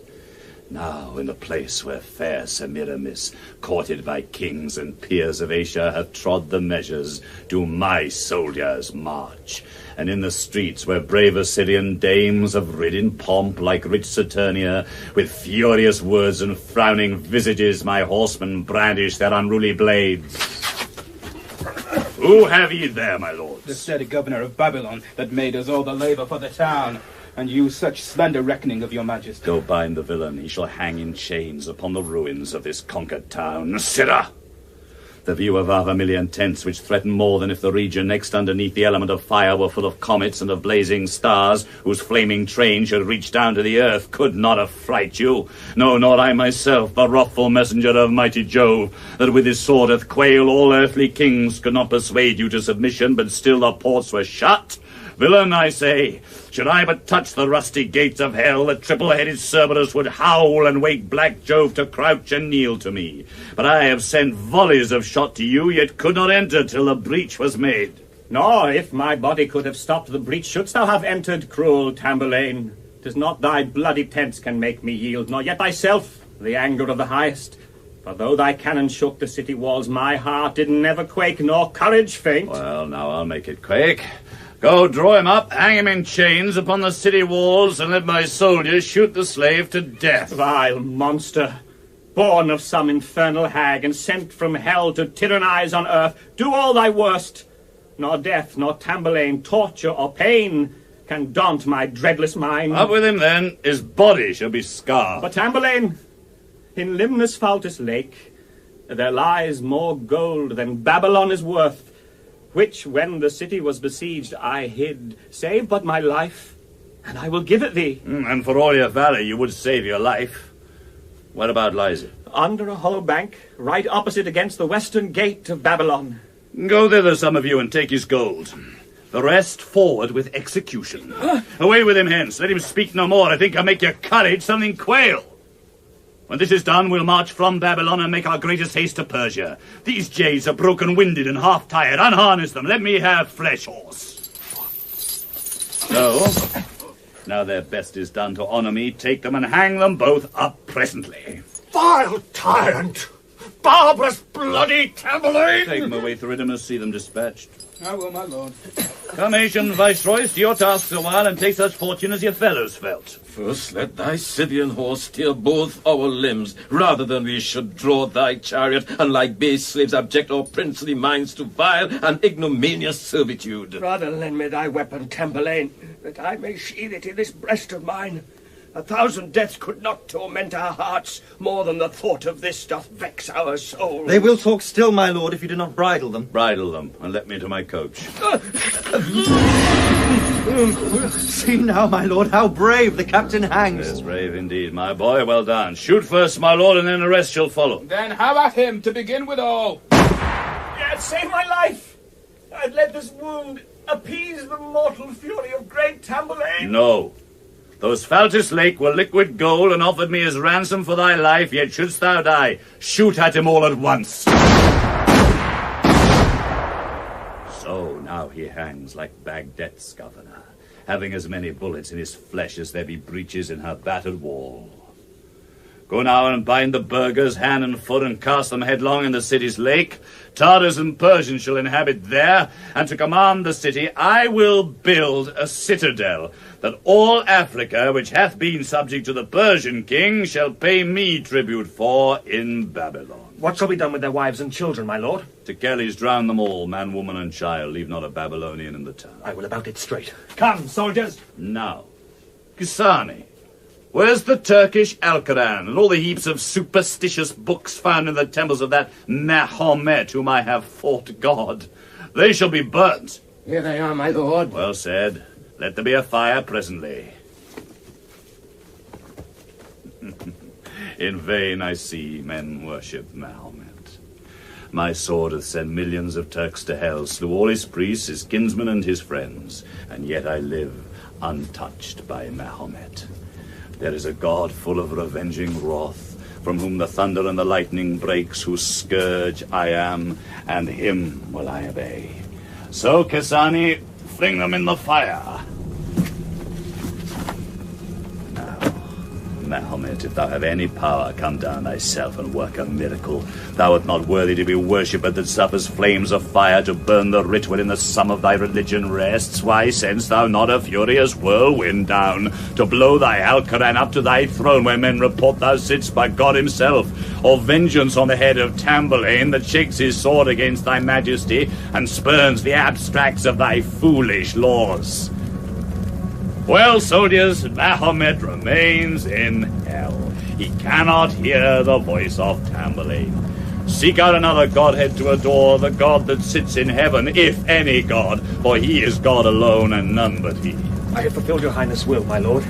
Thousands of men drowned in Asphaltis Lake have made the water swell above the banks, and fishes fed by human carcass, amazed, swim up and down upon the waves, as when they swallow asafoetida, which makes them fleet aloft and gasp for air. Well, my friendly lords, what now remains but that we leave sufficient garrison and presently depart to Persia to triumph after all our victories? Aye, good my lord, let us in haste to Persia, and let this captain be removed the walls to some high hill about the city here. Let it be so. About it, soldier! Stay. I feel myself distempered suddenly. What is it, distempered, Tamburlaine? Something, Techelles, but I know not what. But forth, ye vassals, whatsoe'er it be, sickness or death can never conquer me.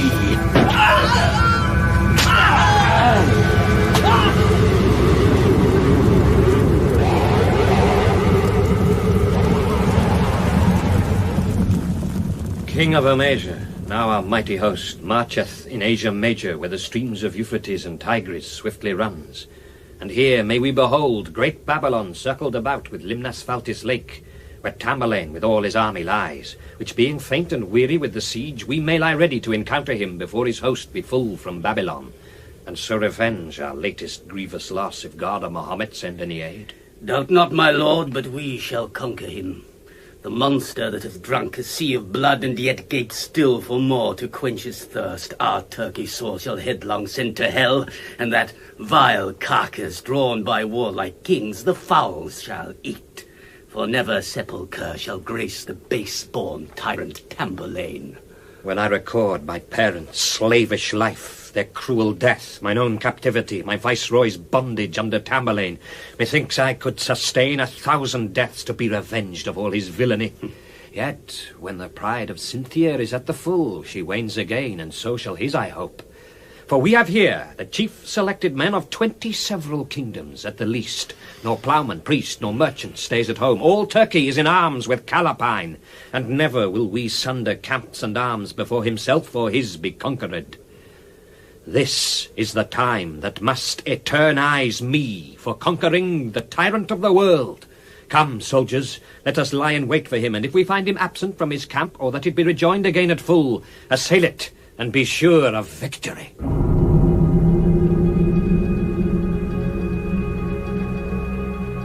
Blush, heaven, to lose the honour of thy name, to see thy footstool set upon thy head. And let no baseness in thy haughty breast sustain a shame of such inexcellence. To see the devils mount in angels' thrones, and angels dive into the pools of hell.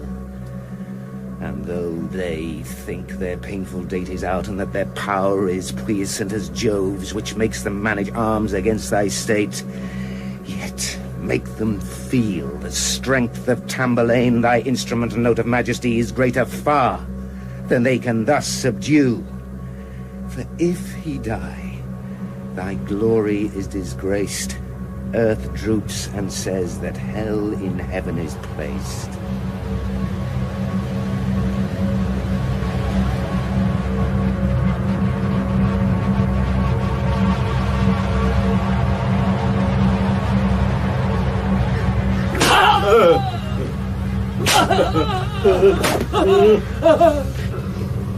What daring god torments my body thus, and seeks to conquer mighty Tamburlaine? Shall sickness prove me now to be a man that have been termed the terror of the world? Techelles and the rest, come, take your swords, and threaten him whose hand afflicts my soul. Come, let us march against the powers of heaven, and set black streamers in the firmament to signify the slaughter of the gods. Ah, friends, what shall I do? I cannot stand. Come, carry me to war against the gods that thus envy the health of Tamburlaine. Ah, good my lord, leave these impatient words which add such danger to your malady. Why shall I sit and languish in this pain? No, strike the drums, and in revenge of this, come, let us charge our spears and pierce his breast, whose shoulders bear the axes of the world, that if I perish, heaven and earth may fade. Theridanes, haste to the court of Jove. Will him to send Apollo hither straight to cure me, or I'll fetch him down myself. Sit still, my gracious lord. This grief will cease and cannot last. It is so violent. Not last. Techelles, no, for I shall die. See where my slave, the ugly monster, Death, shaking and quivering, pale and wan for fear, stands aiming at me with his murdering dart, who flies away at every glance I give, and when I look away, comes stealing on. Villain, away, and hie thee to the field. I and mine army come to load thy bark with souls of 1,000 mangled carcasses. Look where he goes. But see, he comes again because I stay. Techelles, let us march and weary death with bearing souls to hell. Pleaseth your majesty to drink this potion, which will abate the fury of your fit and cause some milder spirits govern you. Well, tell me, what think you of my sickness now? I viewed your urine, and the hypostasis thick and obscure doth make your danger great. Your veins are full of accidental heat, whereby the moisture of your blood is dried. The humidum and colour, which some hold is not a parcel of the elements, but of a substance more divine and pure, is almost clean extinguished and spent, which, being the cause of life, imports your death. Besides, my lord, this day is critical, dangerous to those whose crisis is as yours. Your arteries, which alongst the veins convey the lively spirits which the heart engenders, are parched and void of spirit. that the soul, wanting those organons by which it moves, cannot endure by argument of art. Yet if your majesty may escape this day, no doubt but you may soon recover all. Then will I comfort all my vital parts, and live in spite of death above a day.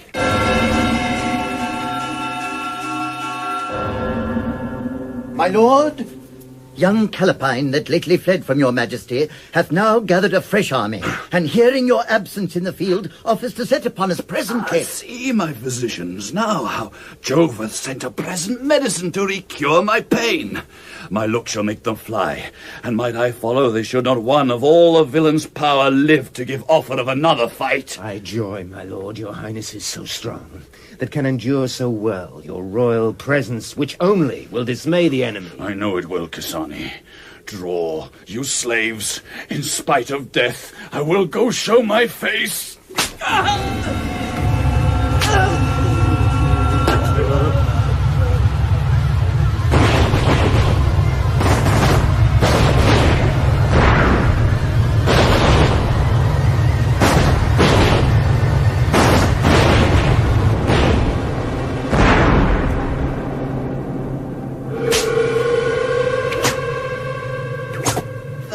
Our villains, cowards, fled for fear, like summer's vapours vanish by the sun. And could I but a while pursue the field, that Callapine should be my slave again. And I perceive my martial strength is spent.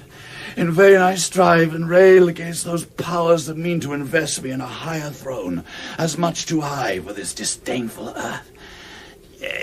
Give me a map. And then let me see how much is left for me to conquer all the world, that these, my boys, may finish all my wants. Here I began to march towards Persia, along Armenia and the Caspian Sea, and thence into Bithynia, where I took the Turk and his great emperors prisoners. Then marched I to Egypt and Arabia, and here not far from Alexandria, whereas the Terrene and the Red Sea meet, being distant less than full 100 leagues, I meant to cut a channel to them both, that men might quickly sail to India. From thence to Nubia, near Borno Lake, and so along the Ethiopian seam, cutting the tropic line of Capricorn, I conquered all as far as Zanzibar. Then by the northern part of Africa I came at last to Grecia, and from thence to Asia, where I stay against my will, which is from Scythia, where I first began, backward and forwards near 5,000 leagues. Look here, my boys. See what a world of ground lies westward from the midst of Cancer's line, unto the rising of this earthly globe, whereas the sun, declining from our sight, begins the day with our antipodes. And shall I die in this unconquered? Lo, here, my sons, are all the golden mines, inestimable drugs and precious stones, more worth than Asia and the world beside. And from the Antarctic pole eastward, behold, is much more land which never was descried, wherein are rocks of pearl that shine as bright as all the lamps that beautify the sky. And shall I die, and this unconquered? Here, lovely boys, what death forbids my life, that let your... The music was composed by Paddy Cuneen. Tamburlaine the Great was directed in Manchester by Michael Fox.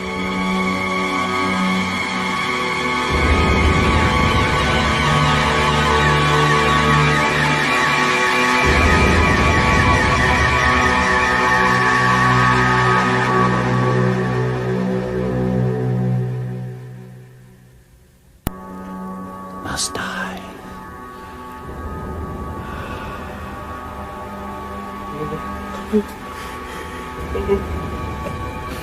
Meet heaven and earth, and here let all things end. For earth hath spent the pride of all her fruit, and heaven consumed his choicest living fire. Let earth and heaven his timeless death deplore, for both their worths can equal him no more.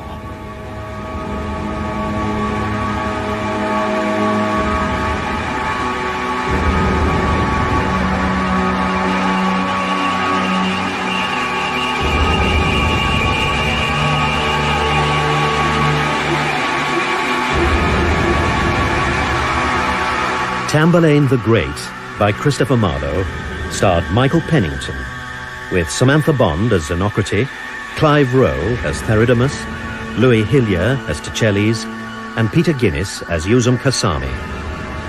Bajazeth and Orcanes were played by Rudolph Walker, Zabina and Olympia by Joanna Foster, Mycetes and Calyphas by Timothy Walker, Amyras by David Thorpe, Celebinus by Michael Onslow, the Soldan of Egypt by Frank Grimes, Cosroe by Stephen Tindall, and Callapine by Sean Baker. Other parts were played by John Evitts, Gareth Armstrong, Steve Hodgson, Dominic Letts, James Taylor, James Telfer, Rachel Atkins, and Teresa Gall.